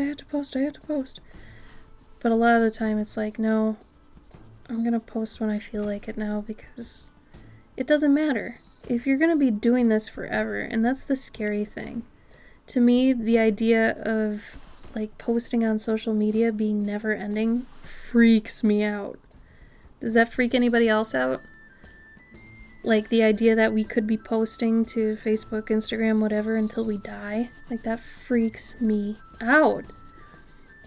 I don't know if I like that. And Gabe and I have talked about it. And it's like, well, if I end up getting some sort of book deal or something, you know, and I get to do my stories for a company or whatever, then there's somebody else who, you know, they do that for me. You know, they'll do all those posts, they'll do, you know, the pimping me as their job, right? So I won't have to deal with social media anymore, which, honestly, that's the dream more than anything, I guess. Other than doing my stories, second runner-up, that I don't have to post on social media anymore. Because I swear to God, I'm getting destroyed by it. It is so difficult to keep it up after so long. Because I've been on Instagram since 2012, and I've been grinding at it and grinding at it. My account is bugged, and I think it happened when I switched my username to a different username. And so my Instagram doesn't work like everybody else's. So I think that's really hampered my whole experience and my reach and everything. So that's been a giant hurdle. And just the idea that social media is probably here to stay, and I don't like that. I don't want any part of that. But you like need it to be an artist nowadays, you know? You can't escape that. And then you always have this problem in your head of, well, I want to put my art out there, but I also don't want it to get stolen, you know? But you're always going to have to do that. It's such a battle all the time. Like, you almost have to post on the days where you think, oh, I don't care. It's like, all right, you don't care today? Post today. It's important. It's like, oh, God. Such a big bummer. Hi, Fricka! Oh, you did so good. I'm so proud of you. How much did you raise total?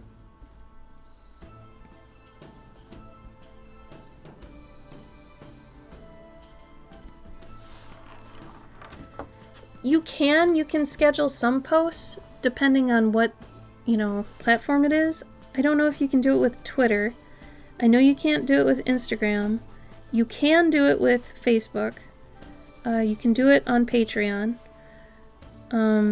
There are like third-party things you can get that post to all those for you, but I never trust those, especially because things like Twitter have, character limits. So it's not like you can do something for Instagram and have it forward to Twitter and have it maintain its whatever. Because if you forward something to Twitter from Instagram, it's just the Instagram link, it's not even the picture. So you don't usually want to use the Instagram to Twitter forwarding because you want that picture embedded in the tweet. That's kind of the whole point, because images get better exposure. So it's a whole thing.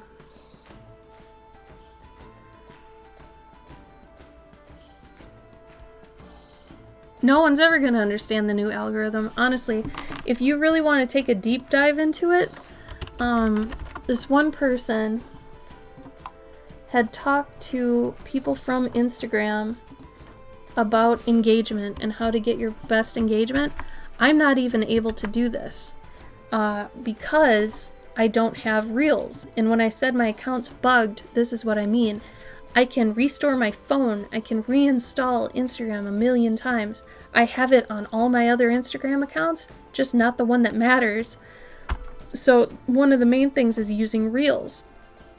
Anytime any platform releases new tools for you to use, they expect you to use them, and then they'll reward you for that by giving you more engagement because you're using their new tools. So when Reels came out, you're expected to use Reels and you'll get better engagement, blah, blah, blah, blah, blah. But since I didn't have Reels, I didn't have that option. So the only way for me to get more exposure is to actually do ads. So if some of you have seen my art come up as sponsored, it's because I put like $3 to $5 in a post, so it gets seen more, because it's not going to get seen like normal people's posts because I don't have Reels. So I'm getting penalized technically for not having something that's a bug on their end, which is very frustrating.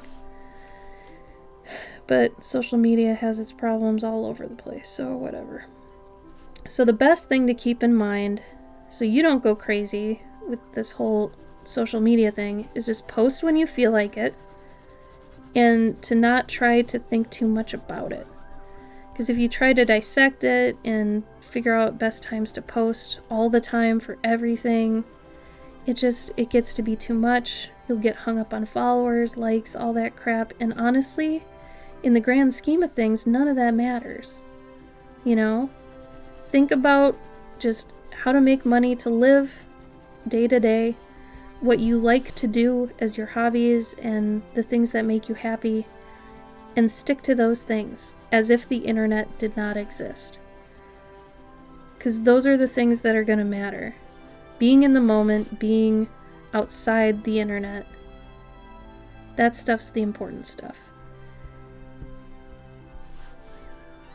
Anything on the internet can technically be seen as like a distortion of reality, So you want to make sure that you have a grasp on what's real and just not what's shown to you.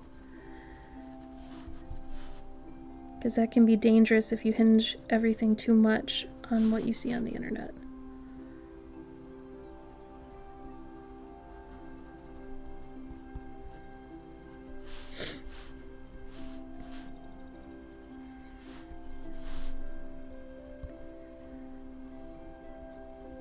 And if I was really honest, if I didn't have to be on the internet at all, I wouldn't be. I don't like sharing things about my life. I don't like putting up pictures of myself. I even really don't like sharing my art, honestly. I don't really care about that. The only thing I care about sharing is my stories, but I don't get to do that anymore because, I don't have time for them. The only stories I get to share are through my Patreon, because I'm getting paid to do them right now, which I love. That is the best part. But other than that,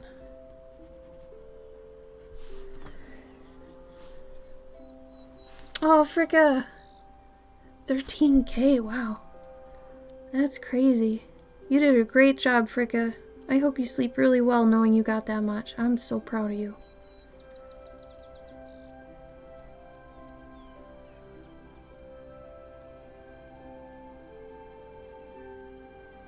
Yeah, Cavendish, you'll have to figure out, you know, how to succinctly say what your group is doing and things like that, and have posts that look a bit, you know, not gimmicky, but they're marketing, you know.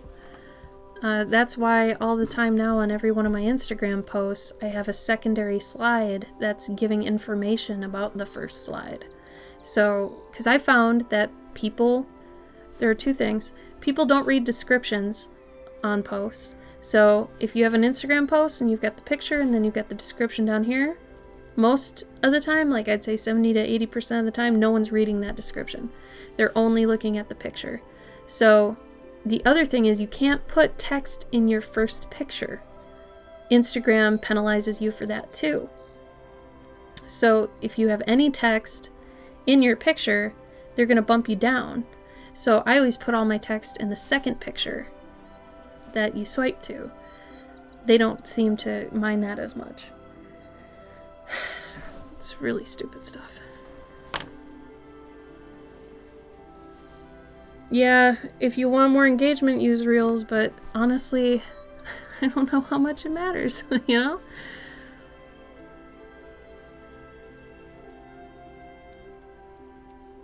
I mean, Cavendish, you want to market it just to get more people in the group? Like to get more, just more peers to review each other's work, that sort of thing? Because, you know, the best thing to do, I think, in the beginning, rather than even pay for ads, is to just do some guerrilla marketing and go to forums, because forums still exist, go on Reddit, go on Twitter, and just kind of, you know, different times a day, talk about it to the ether, and then also talk about it to your friends, use hashtags, talk to people in hashtags. Like Gabe found this one hashtag recently for writers that was like 5 a.m. Writers Club. It's like writers who stay up really late or something like that. So like using all these hashtags to find all these niche groups of whatever your demographic is, that can help too. Oh, you're trying to... Okay. Well, doing an elevator pitch can definitely help sell books. So be able to succinctly say in either a sentence or a 30-second vocal pitch what your story's about, what your book's about. That's gonna help. Having buzzwords to include in your like social media tweets and posts and things. You know, if your thing's about a werewolf romance, say werewolf romance. That sort of thing. Because then it's gonna pique you the curiosity and interest of people who are into that.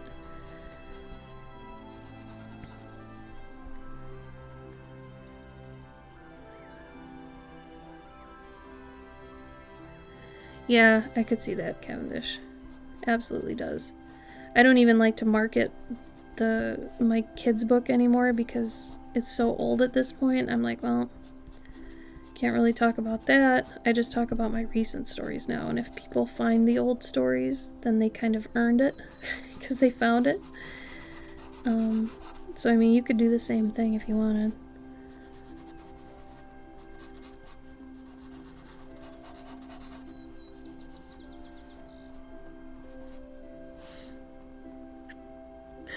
See? Got you, Wade. Wade, do you have a schedule now for your streams? I'm sorry, I have not been... I have been purposefully avoiding the internet whenever possible. So I am so sorry if we haven't been very active, but we are dealing with a whole bunch of shit. Doesn't mean we don't miss you, though. We miss you. I know we do. But we've been all over the damn place. Gabe's been trying so hard to find work. He's been finding it too, but it's like trying to figure out in what order he should do it has been more of the problem. Dennis. Literally, Dennis has that. Look, all three of you want werewolf romance, and I think you all have written it, right? Unless... Okay, maybe Cavendish hasn't, but Cavendish, Dennis has it. Like, literally, Dennis has it. I didn't even realize that, but yeah, Dennis has it. That's too good. Dennis, I'm not doing yours on stream right now. These are the patron devoted Dandikin stuff for this month. You, Megan, and Amy, I'm not doing on the stream right now. Because I know you guys come into the stream sometimes, so I don't want to ruin the surprise.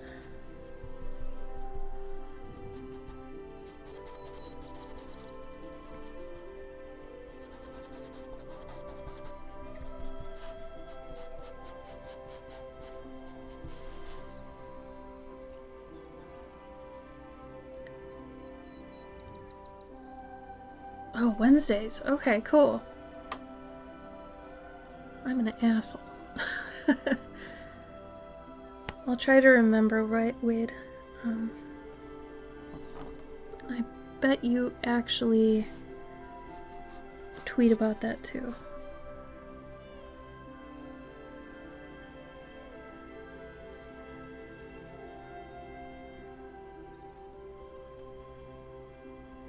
Yeah, Dennis, please. That'd be great. I totally forgot to include one of those in the update. Damn it. Hold on. I am doing like 3 more updates before or around the end and beginning of March, beginning of April. So I'm gonna write that down. Dennis, is there a specific reading you want me to include that you're extra proud of? And then, do you want me to link your Patreon? Or how do you want me to credit you on there? Oh, whichever I like best? Okay. I remember you saying you like the Alger.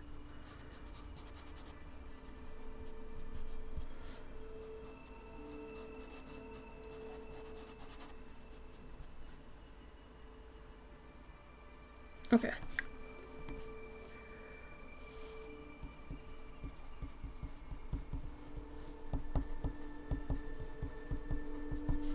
This will be better actually, because then your stuff won't be mixed in with a whole bunch of other crap I did in the update. Like, you'll kind of have your own along with the other thing I'm going to be doing.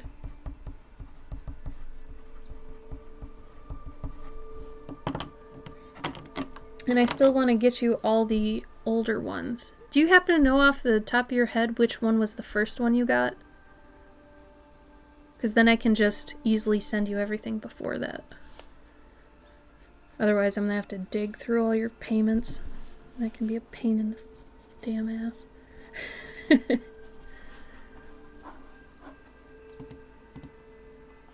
I just want to reiterate, if anybody here has any questions on art, on freelance life, on commission work, anything, I can tell you what my experience has been.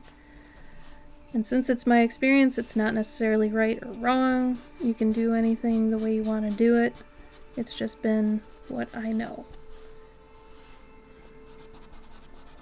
I don't like to ever say this is the only way to do something, because typically people find a way to do other things.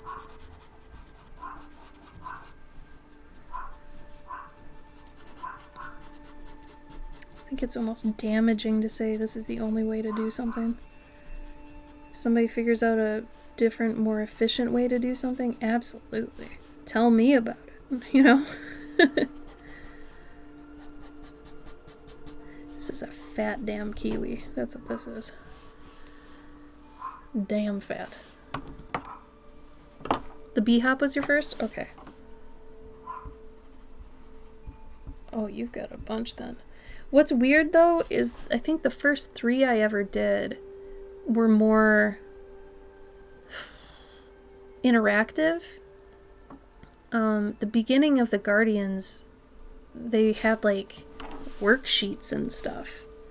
Like, I might bring that back in some way, because I thought they were kind of fun, but I don't want them to be the only thing, because I haven't had stickers forever either. Like, that was fairly new. I think that started with the Woolly Bear. But yeah, before that, I did like worksheets and things where like you'd make your own critter and all that stuff, so I don't think giving you those would be helpful. But any lore I've got, I'll send you over.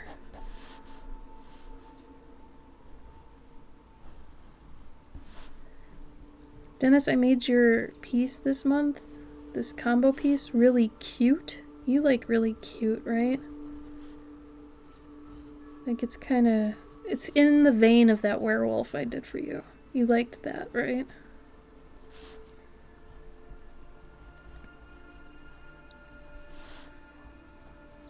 And I think I've accidentally developed a consistent character that's kind of happening throughout your Patreon.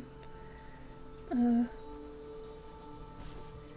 Patreon rewards, specifically.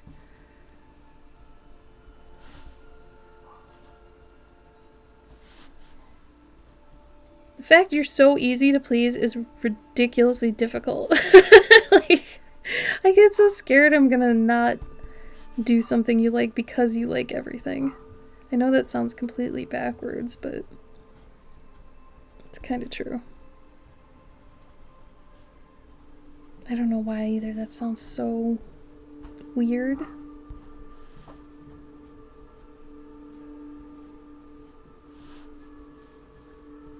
Right? Yeah. It's like, this person likes kiwis, so I know, in some respect, they'll like this. But if somebody says, I like everything, I'm like, well, shit. Okay. You know? I don't know. I know you will, Dennis. You're a good guy. You're too good to me. All my patrons are too good to me. I don't deserve my patrons. They are too good. I do deserve a gray marker, though, and I don't have that anywhere near me right now to do that. But maybe I'll make it gold.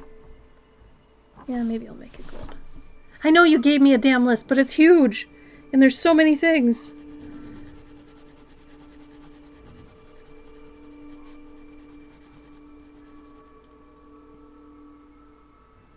Really? Okay, that might be next month's.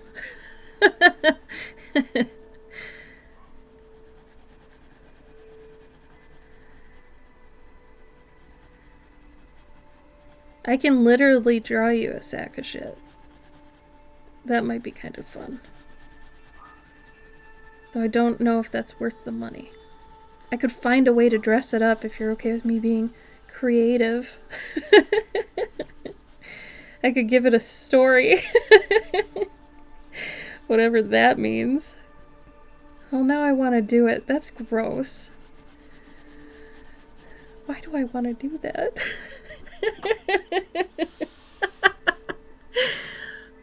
Yes. Yes, I can. Hello, April card. I can do that. Hold on. Write that down. Isn't it though, Cavendish? That's authenticity that I love. So that's, honestly, I feel like at conventions, that might be my favorite thing. Because at conventions you get people that are just gushing all the time about what they like. And when they come to my booth and they're like, oh my god, I really like this. And I ask them, I'm like, why do you like it? Tell me why you like it. I like knowing why you like it. And, you know, what else do you like? And then they tell me all about the things they love. And just hearing what people love really gives me life a lot of times, you know? It really makes me happy.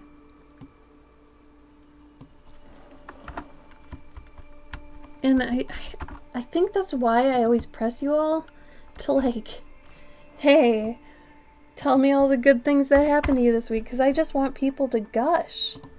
You know? I just want you to talk about what you like, and I just like hearing that.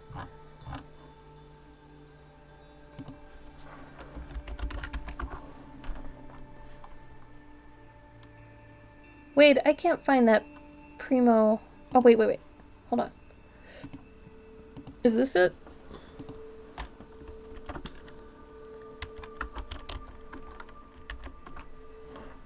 Is that the thing, Wade? Just the white one that's in there? Because I can't find this, like, anywhere. A portrait of Dennis. Oh, no. Is it more like a gelatinous cube, but it's just made out of shit?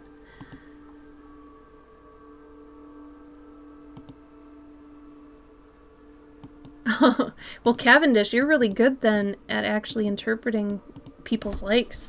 For me, luckily, I asked people and gave them like a document. I'm like, all right, write all your favorite things in this Google Doc, and and they can update it whenever they want. And then I do a piece every month based off their likes. So it's pretty fun for me. The only problem that gets scary is when they've been on for a long time, like Dennis, and I'm afraid I'm running out of ideas, but I know once the next month rolls around, I might be in a different mood and want to do a different thing. So looking at the list again, something new will pop out at me. So I just trust myself that, I'm creative enough to be able to pick that out the next month. Hi, Jer. Thank you. We've been working on a few things during the stream. I just gotta go over these with some pastels so they pop better. And, put some gold accents on them. Like in this case, the gold would go here, here, here.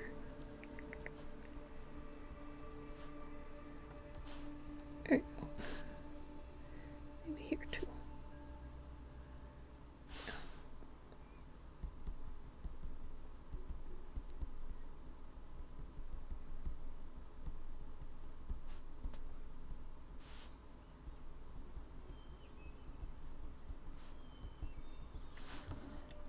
So that, let's see how that looks. It's a nice little extra. Usually I do this after the pastel stage, but I don't think I'm going to be doing too much pastel-wise on these parts.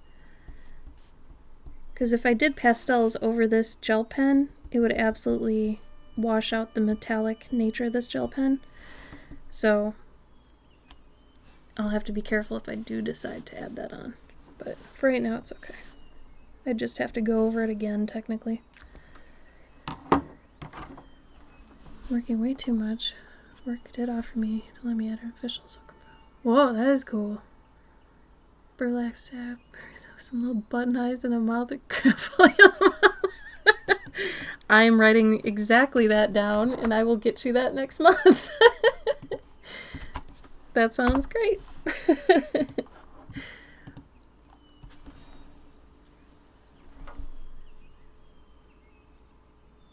Cavendish. Cute. I take it that's really someone's thing. Really, baseball and Pokemon? I wouldn't think those overlap at all. That's crazy. It's kind of cute, though. Hey, you know what I heard about that came out and then I didn't hear about it again? The new Pokemon Snap. What happened with that? That came out, right? And that happened, didn't it? How come no one said anything after it? Did anybody play it? If so, is it worth it? Jer, I feel like you'd know. You're a Pokemon fan. Like, I feel like that was hyped and then it came out and no one said anything. I didn't hear anything about it.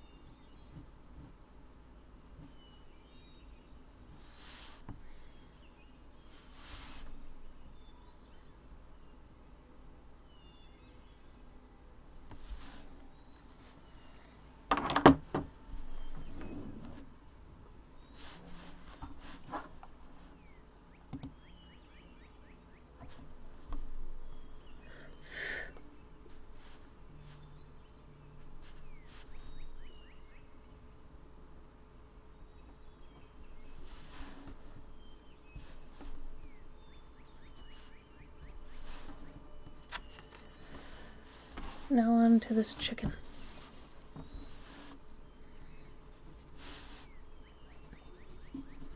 Dennis, if you want me to work on it on stream, I can. I've got it right next to me, but I didn't want to in case you didn't want me to.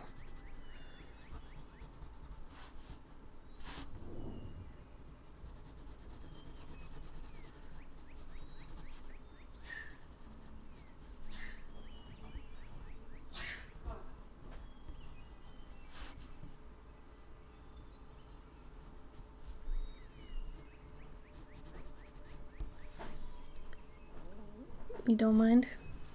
It would ruin the surprise, though. You want me to ruin the surprise?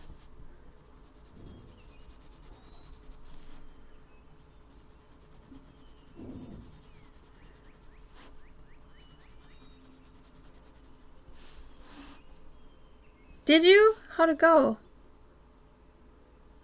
Well, yours is about to the same degree these are. Like, I penciled it already, and I flatted it, and now I'm rendering them. So yours is to this stage, right here, where it's been flatted and penciled. Is it the second shot, though, that's the one that knocks you out? I keep hearing people talk about that they got their second vaccination, and then they just, like, slept. And it just knocked them the fuck out. Yeah. Have you known anybody to have any of the side effects yet? Or like, any, what's the word? Like, allergic reactions?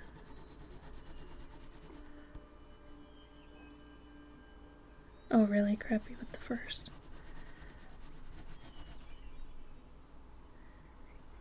Yeah, our group still hasn't been up yet, so we have to wait.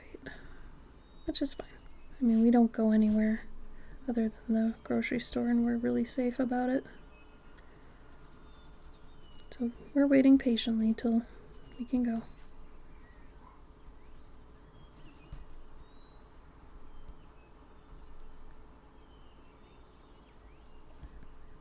Really? Nobody played Pokemon Snap, the new one? Come on.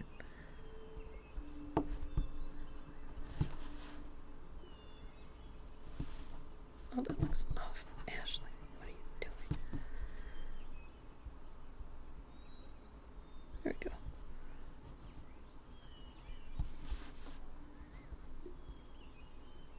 Oh, you're just really sleepy, Cavendish? So, is it a week between the first and second shot, Kristen? Or is it just whenever you can get it next?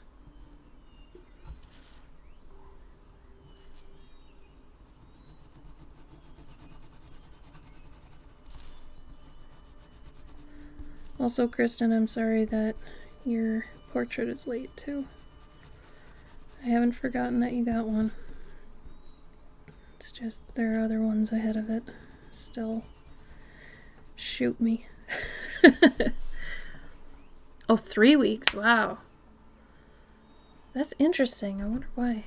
Isn't there one, though, that you don't have to wait and it's all in one?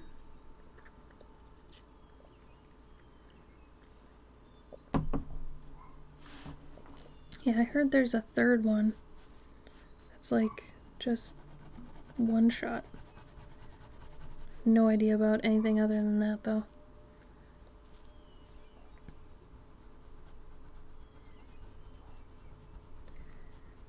When you guys decide which one to take, is there a deciding factor in that? You know, whether it's Moderna or Pfizer, or do you just pick one?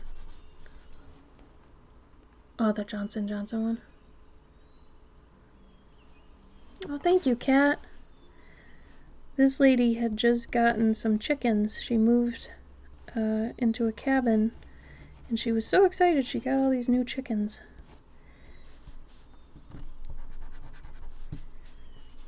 She's one of the ones, she doesn't have like an internet presence or anything, like she's an older lady. I think I met her at a con. And so she writes me these emails like I'm a relative. It's really cute. I really enjoy her emails. She'll write me and kind of tell me what she's into lately, and what she thought of the last card. And they're written like if you wrote an email to your grandma or something. And I find it really cute. So it's like this patron in particular is more like a pen pal. And I draw her things, and then she writes me things, and she keeps me up to date with stuff that's happening in her life that I can include in the cards, but also just to tell me. It's really cute.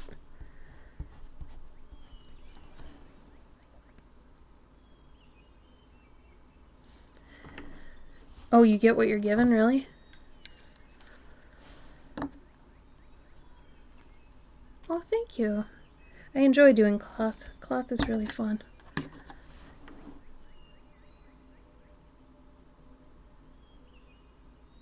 Oh, really?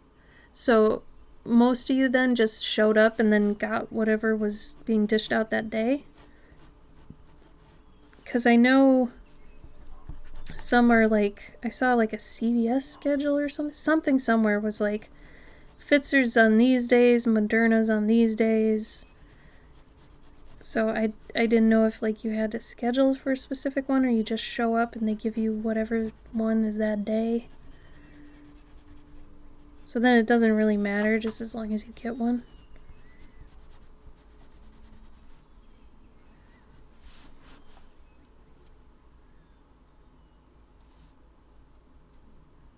Okay, so you do have to schedule. Oh. But you do have to schedule an appointment. There's no like walk up type thing. And is it free?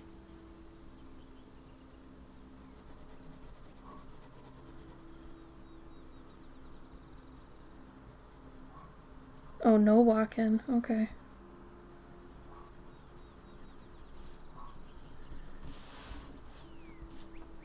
Okay, cool. Well, we're eagerly waiting our turn. We are definitely not in any of the first groups. And I'm pretty sure we're the last group. We're really healthy. We don't have an essential job. All that stuff. Like, we don't fit any of the criteria to get anything right now.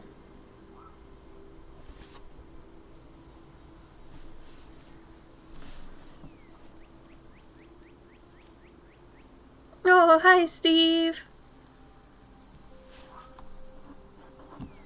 Well, thank you for the raid. How are you doing? How was your stream? We're drawing a chicken right now. This is a chicken. Oh, really, Cavendish? Okay.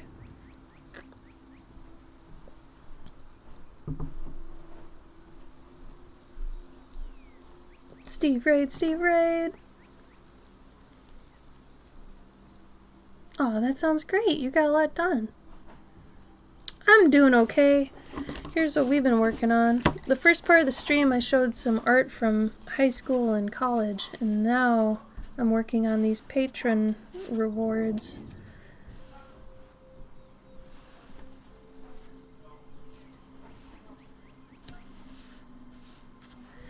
Oh, sorry, I just heard my dog got outside and Gabe's chasing one. But yeah, we've been working on Patreon rewards, and we've been having a good talk. It's a nice, relaxing Saturday over here. I'm glad you had a good stream, Steve. Thank you for the raid.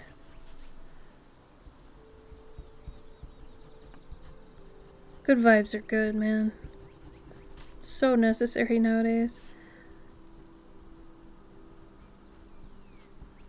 I'm so pleased with my streams because usually I have like the best people ever in here, and we just all kind of feed off each other and good things. It feels good.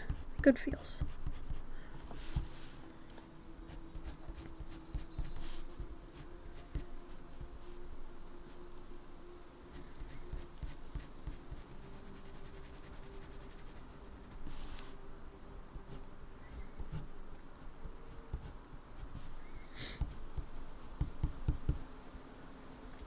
If anybody is working on anything today, what are you drawing? Like, are you crafting? Are you drawing? Are you relaxing? What's your main goal today?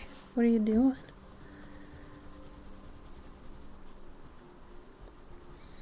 Gabe and I have been at least trying to pack 1 or 2 boxes a day to get ready for the move, because this is hopefully the final move for many years, I'm hoping. And because of that, I basically know how to pack like a pro, moving 10 times in 10 years. Get the fuck out of here. But, so I know not to wait till the last minute, so we've been packing a little bit here and there over time.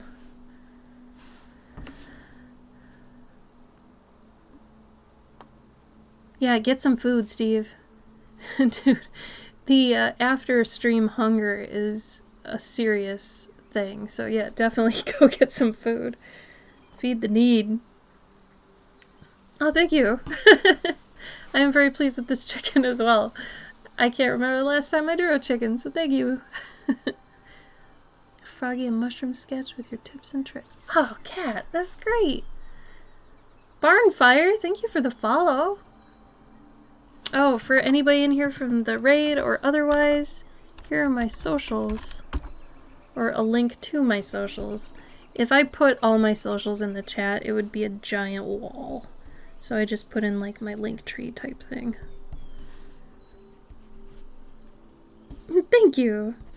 It is for a patron who owns chickens, so she, I think, will be very pleased with it. She has what I think they were called Red Heritage chickens? I think? Red something. There was another word in there. Maybe it was just Red Heritage. Now I can't remember. Damn it. Oh well. It's a red chicken.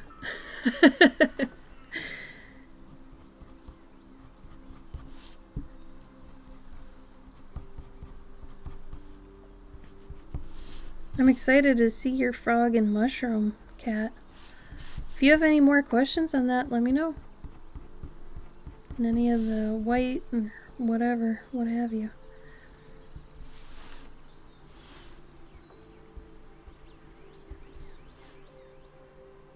Oh no, Cavendish. I don't want to know. Don't tell me.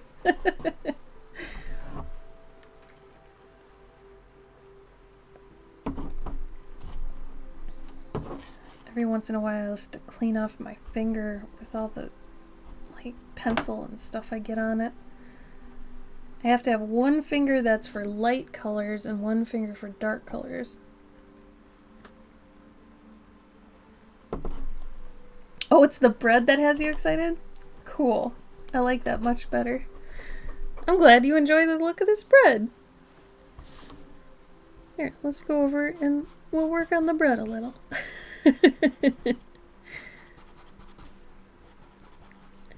I mean, Cavendish, to be fair, you are a fox, so foxes eat the chimpkins.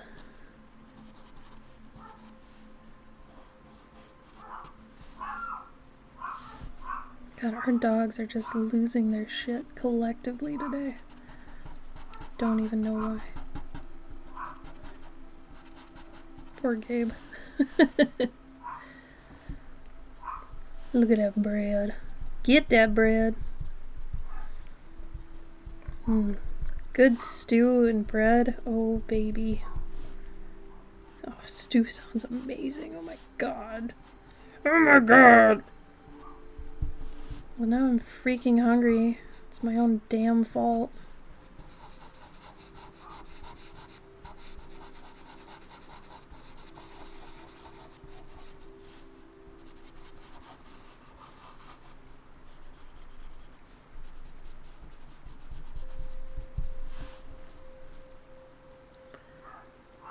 We have 2 Poms and an English Bulldog. And they actually have their own Instagram. They're also on my TikTok, but here are they. Oh, la, la, la, la.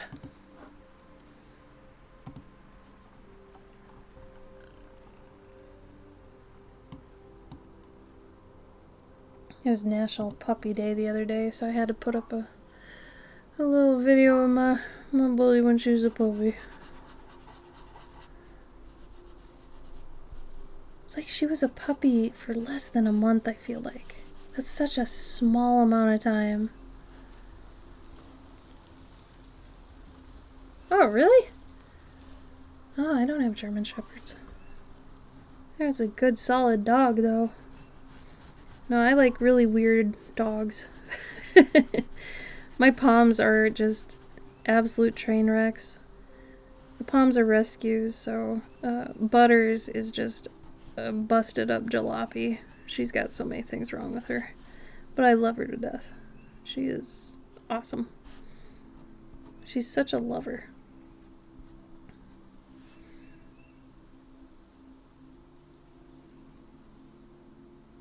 Yeah, probably Cavendish. I mean, if you just want to, like, send me a new one before, like, I would say in the first half of the week. Because like I said, since we're going to be moving, I'm going to have to forward everything from our P.O. box that's going there now until we get the new one. So if you want to give us a new one, you know, do it in the first half of the week probably. I'm going to be canceling it by the 30th. Shit, that's soon. Oh no.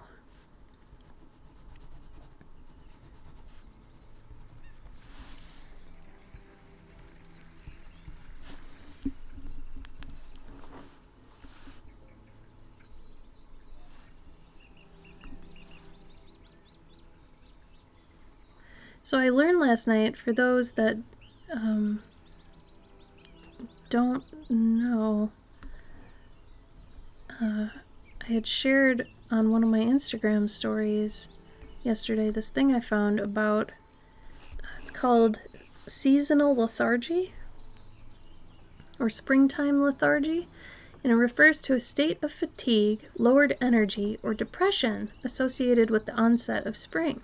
Such a state may be caused by a normal reaction to warmer temperatures, or it may have a medical basis such as allergies or reverse seasonal affective disorder.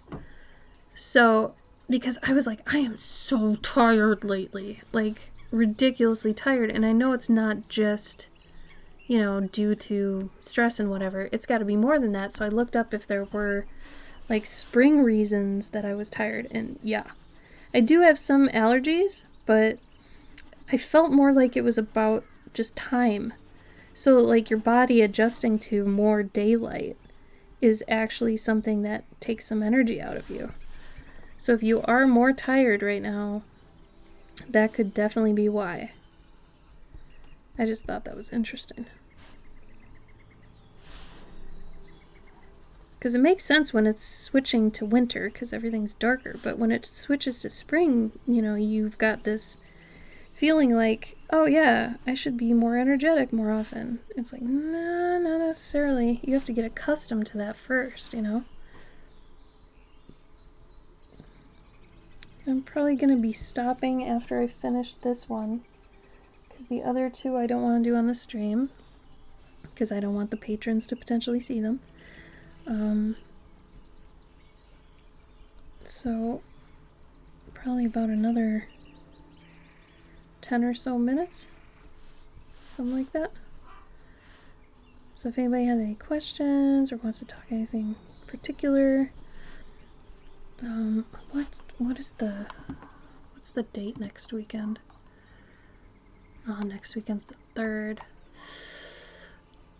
I am not gonna promise that I'll be on, because the 5th is the start of the week we're moving. So depending on how packed we are by next Saturday, I may or may not be streaming. So,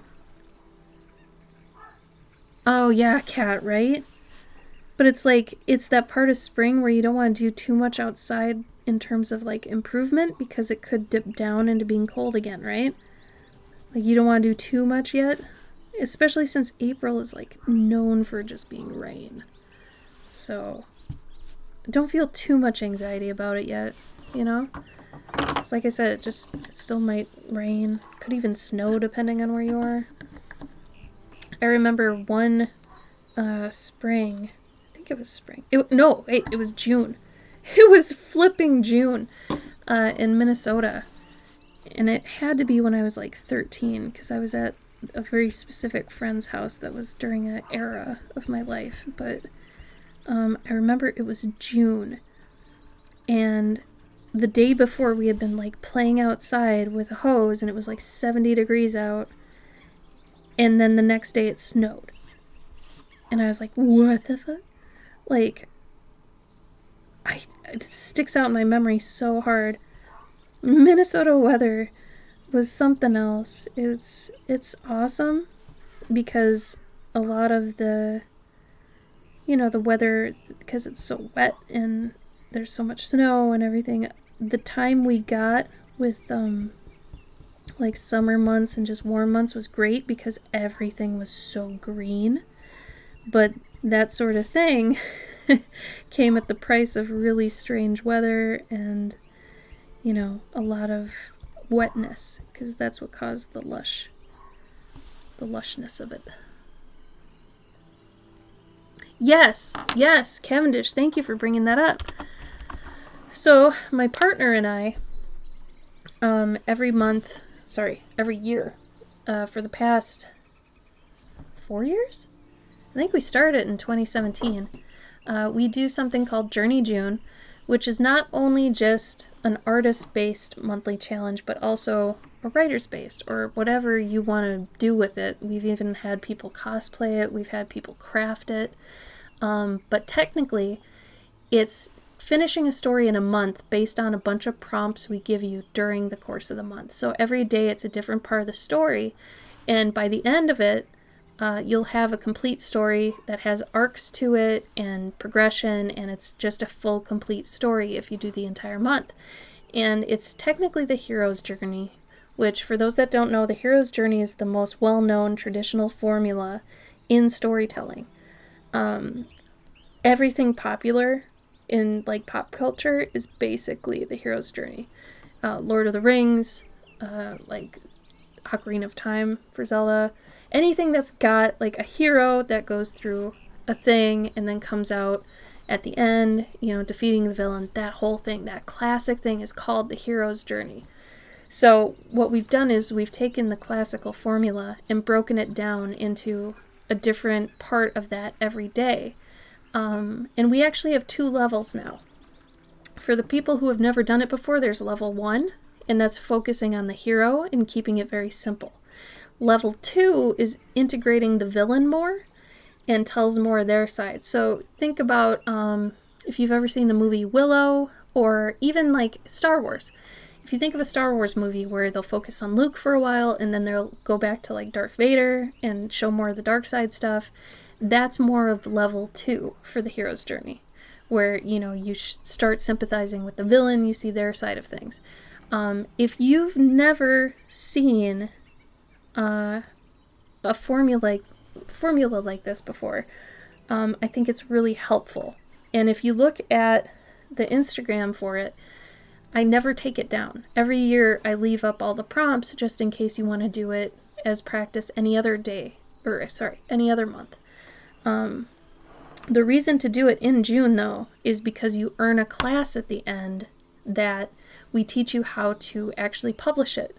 So once you've finished it, in July, we've got, I think it's the first 2 weeks, somewhere in there, we've got 2 classes.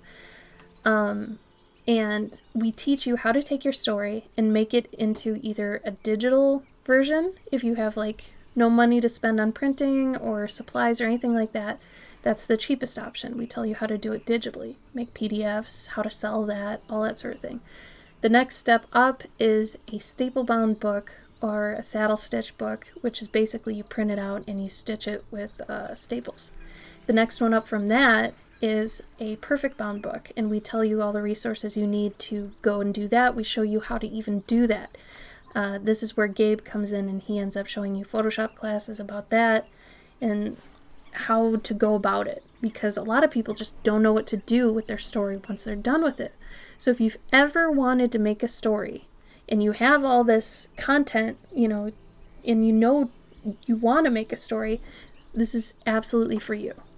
We have 2 main rules, though, if it's your first time.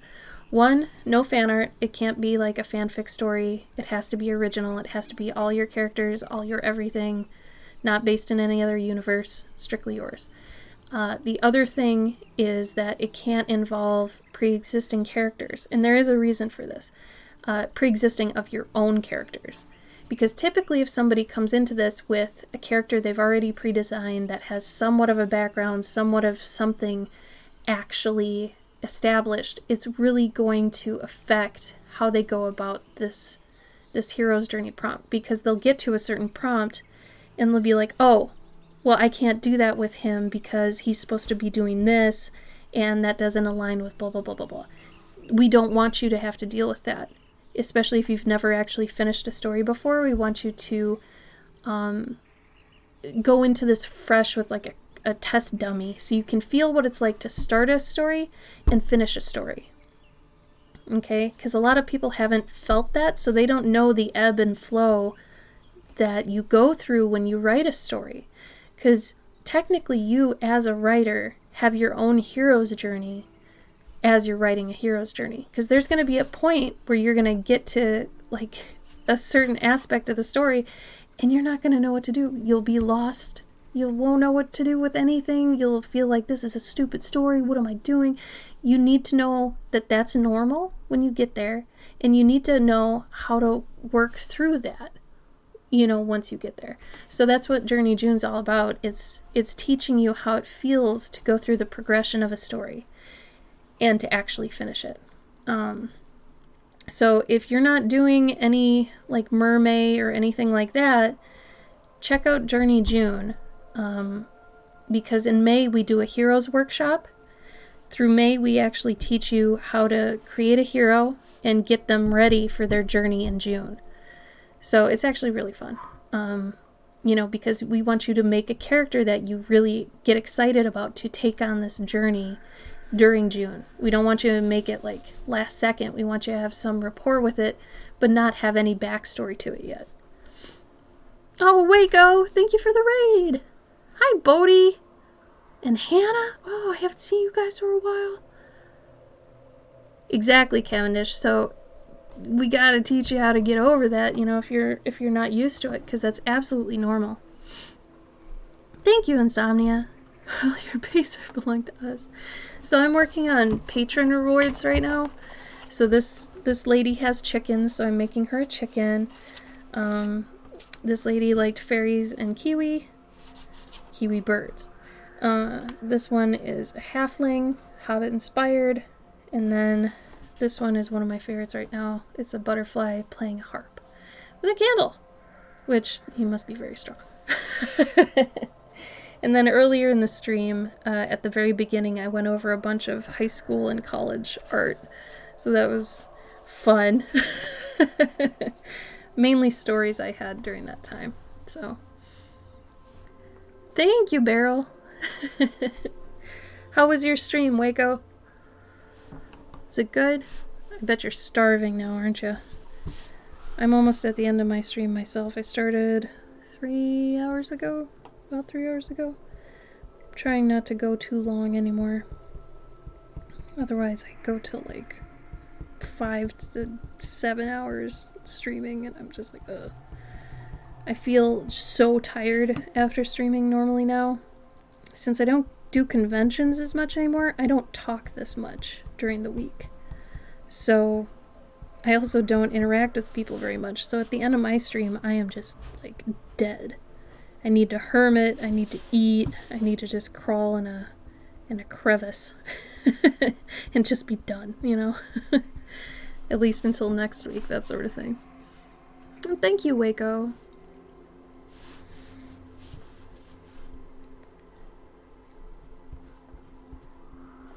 Oh, I forgot to put up my little thing. Well, dang. There. Oh. You are not supposed to go with it. There we go.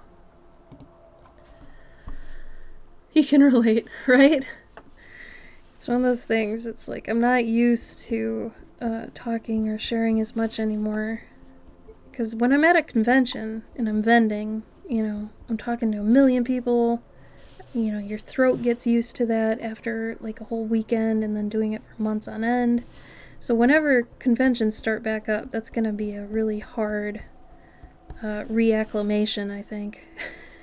Because it's just, it takes a while for your voice to get more accustomed to talking that often, you know, and at the level you have to. Because at conventions, you have to be pretty loud, you know, because there's so much noise. So it can be tough. Oh, you get paid to speak, Kat? Oh, you must be so used to it. You'd probably be really good at streaming then. Have you thought about it? I bet you're a good conversationalist, too. That also helps. I think if you're starting to stream, one of the most important things is to get used to talking about what you're doing, even if you're not talking to anybody. Because I remember I started streaming like 5 years ago, something like that. And, you know, you don't have anybody coming to your streams right away.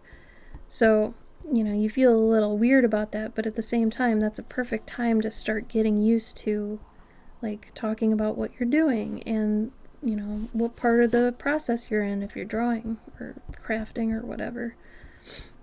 It's a good time to start, you know, explaining, learning how to talk, draw, explain, ask questions, like thinking of questions to ask your chat during production. All that makes a difference.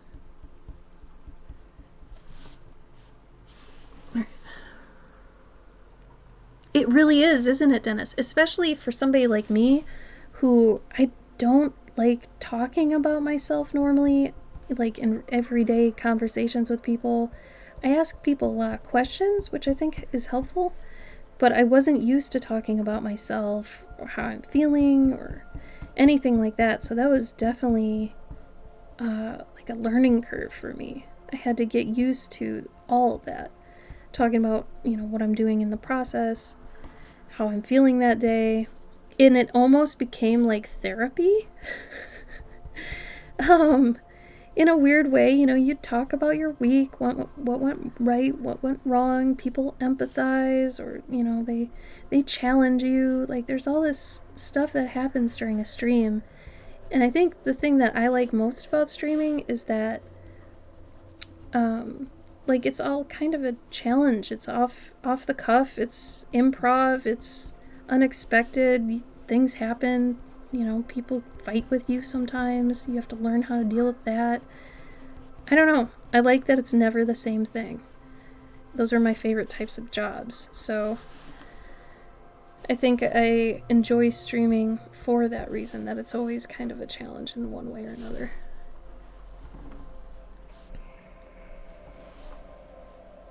Or you think you don't because they're quite... Yeah, that's another thing. You have to know that you've got a bunch of people that are here that may just be watching. They don't like to talk, and that's fine. 11 p.m. Dang, Beryl. Well, thank you for showing up. I appreciate it. Oh, that's fair, Kat. Yeah, not doing your job in your spare time. Social anxiety to take events, parties. Oh, that's nice. That's good of you. Never been to a convention, but now I'm imagining a fish market.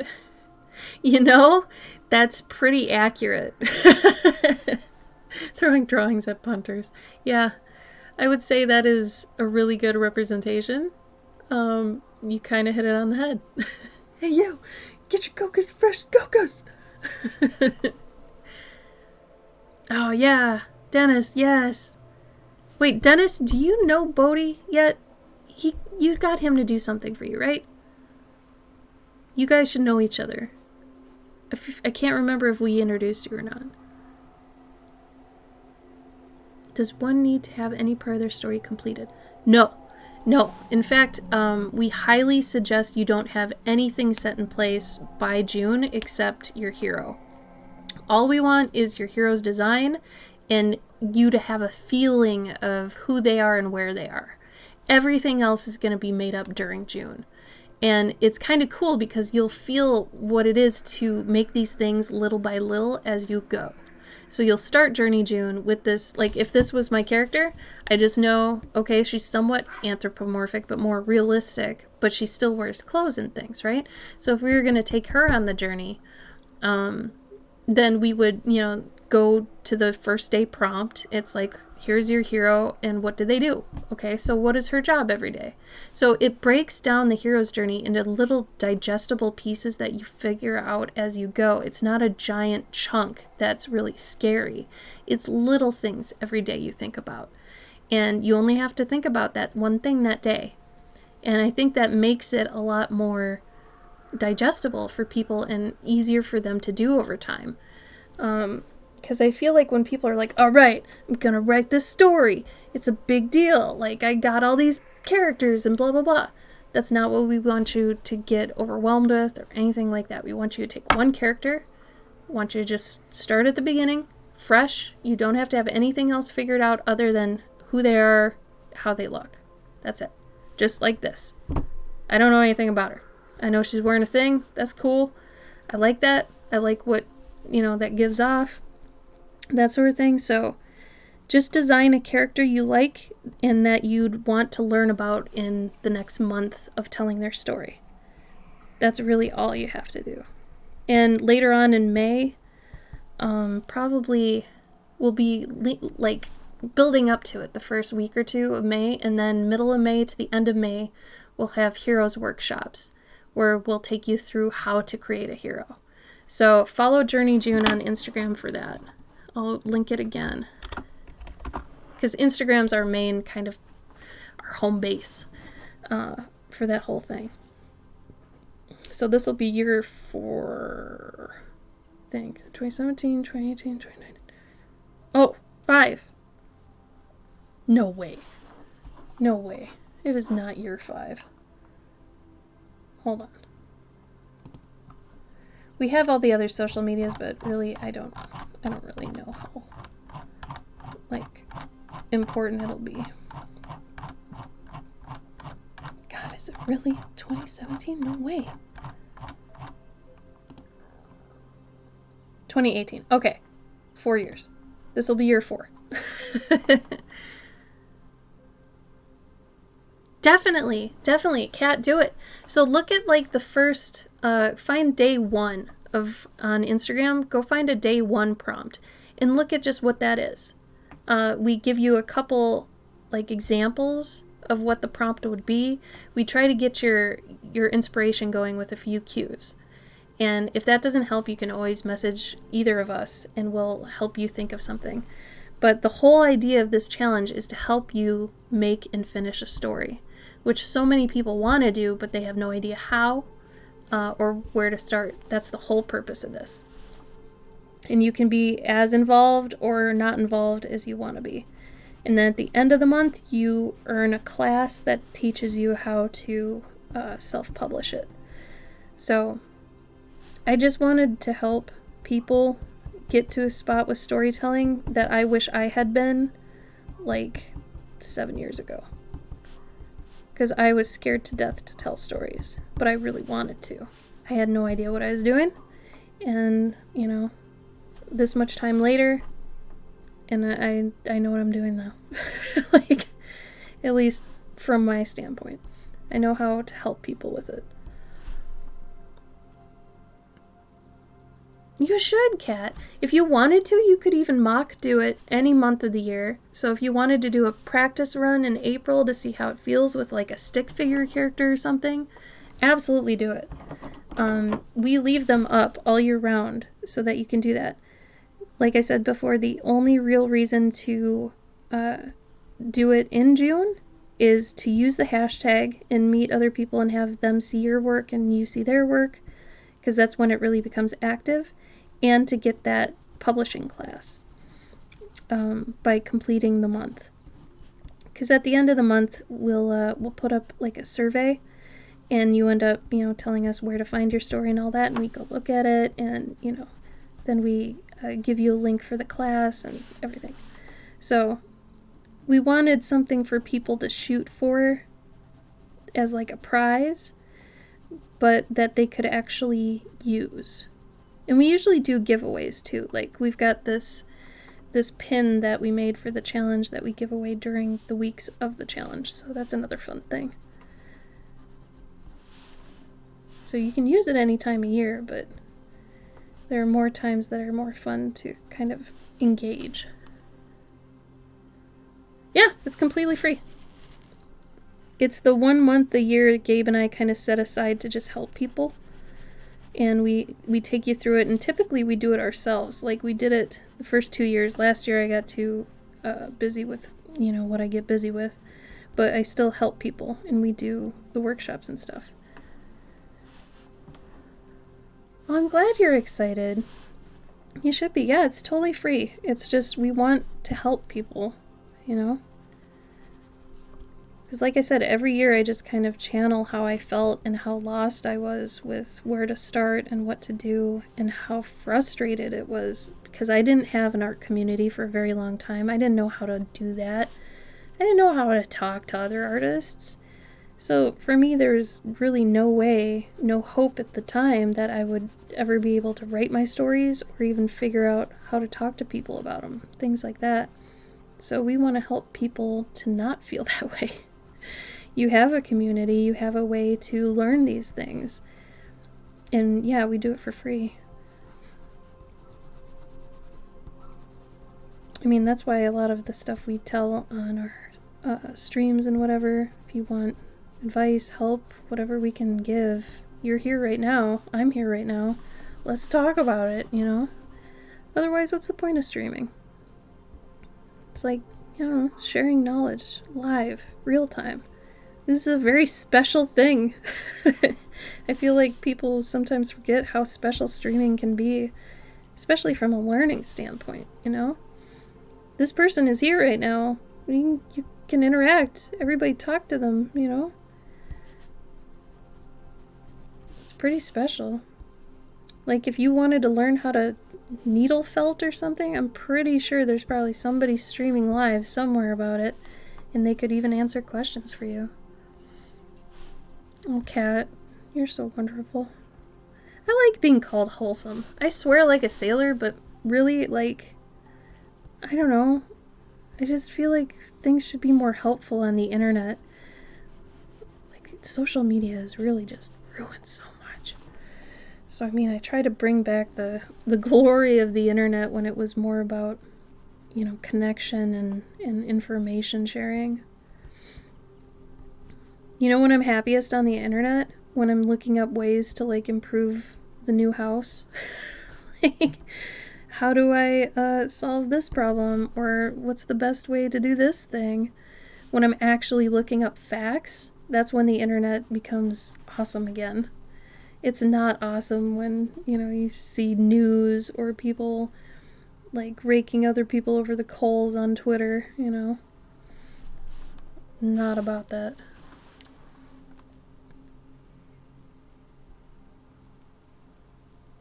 Aw, Cavendish, I'm glad you liked that one. I was thinking about making that one a print a while back. You're talking about the one with its horn on the ground, right? The really orangey one? Or maybe it was one of the other ones. I forget which one is in there.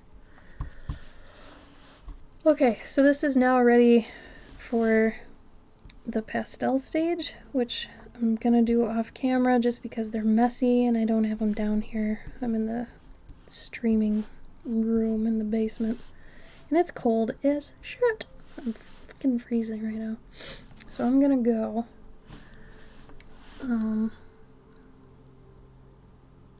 Ooh, Cat. Very well said.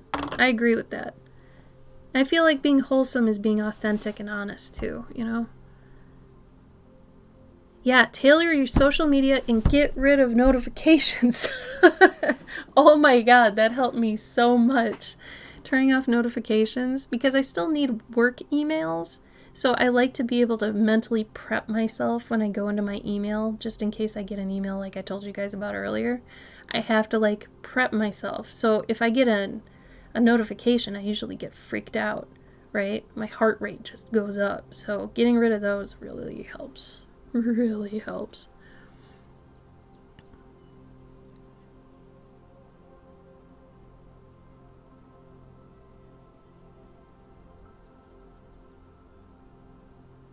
Oh, that's right.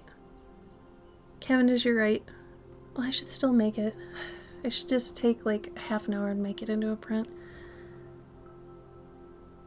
Oh, Asling. Once I get done with everything, I swear to God, I'm gonna stream more again. I used to stream like 5 times a week. And it was fun because, you know, people would show up that wanted to show up and could show up. And I miss that. I really do. And I hope I get there again. I just gotta get through all this damn work. I will, Cavendish. I promise I will.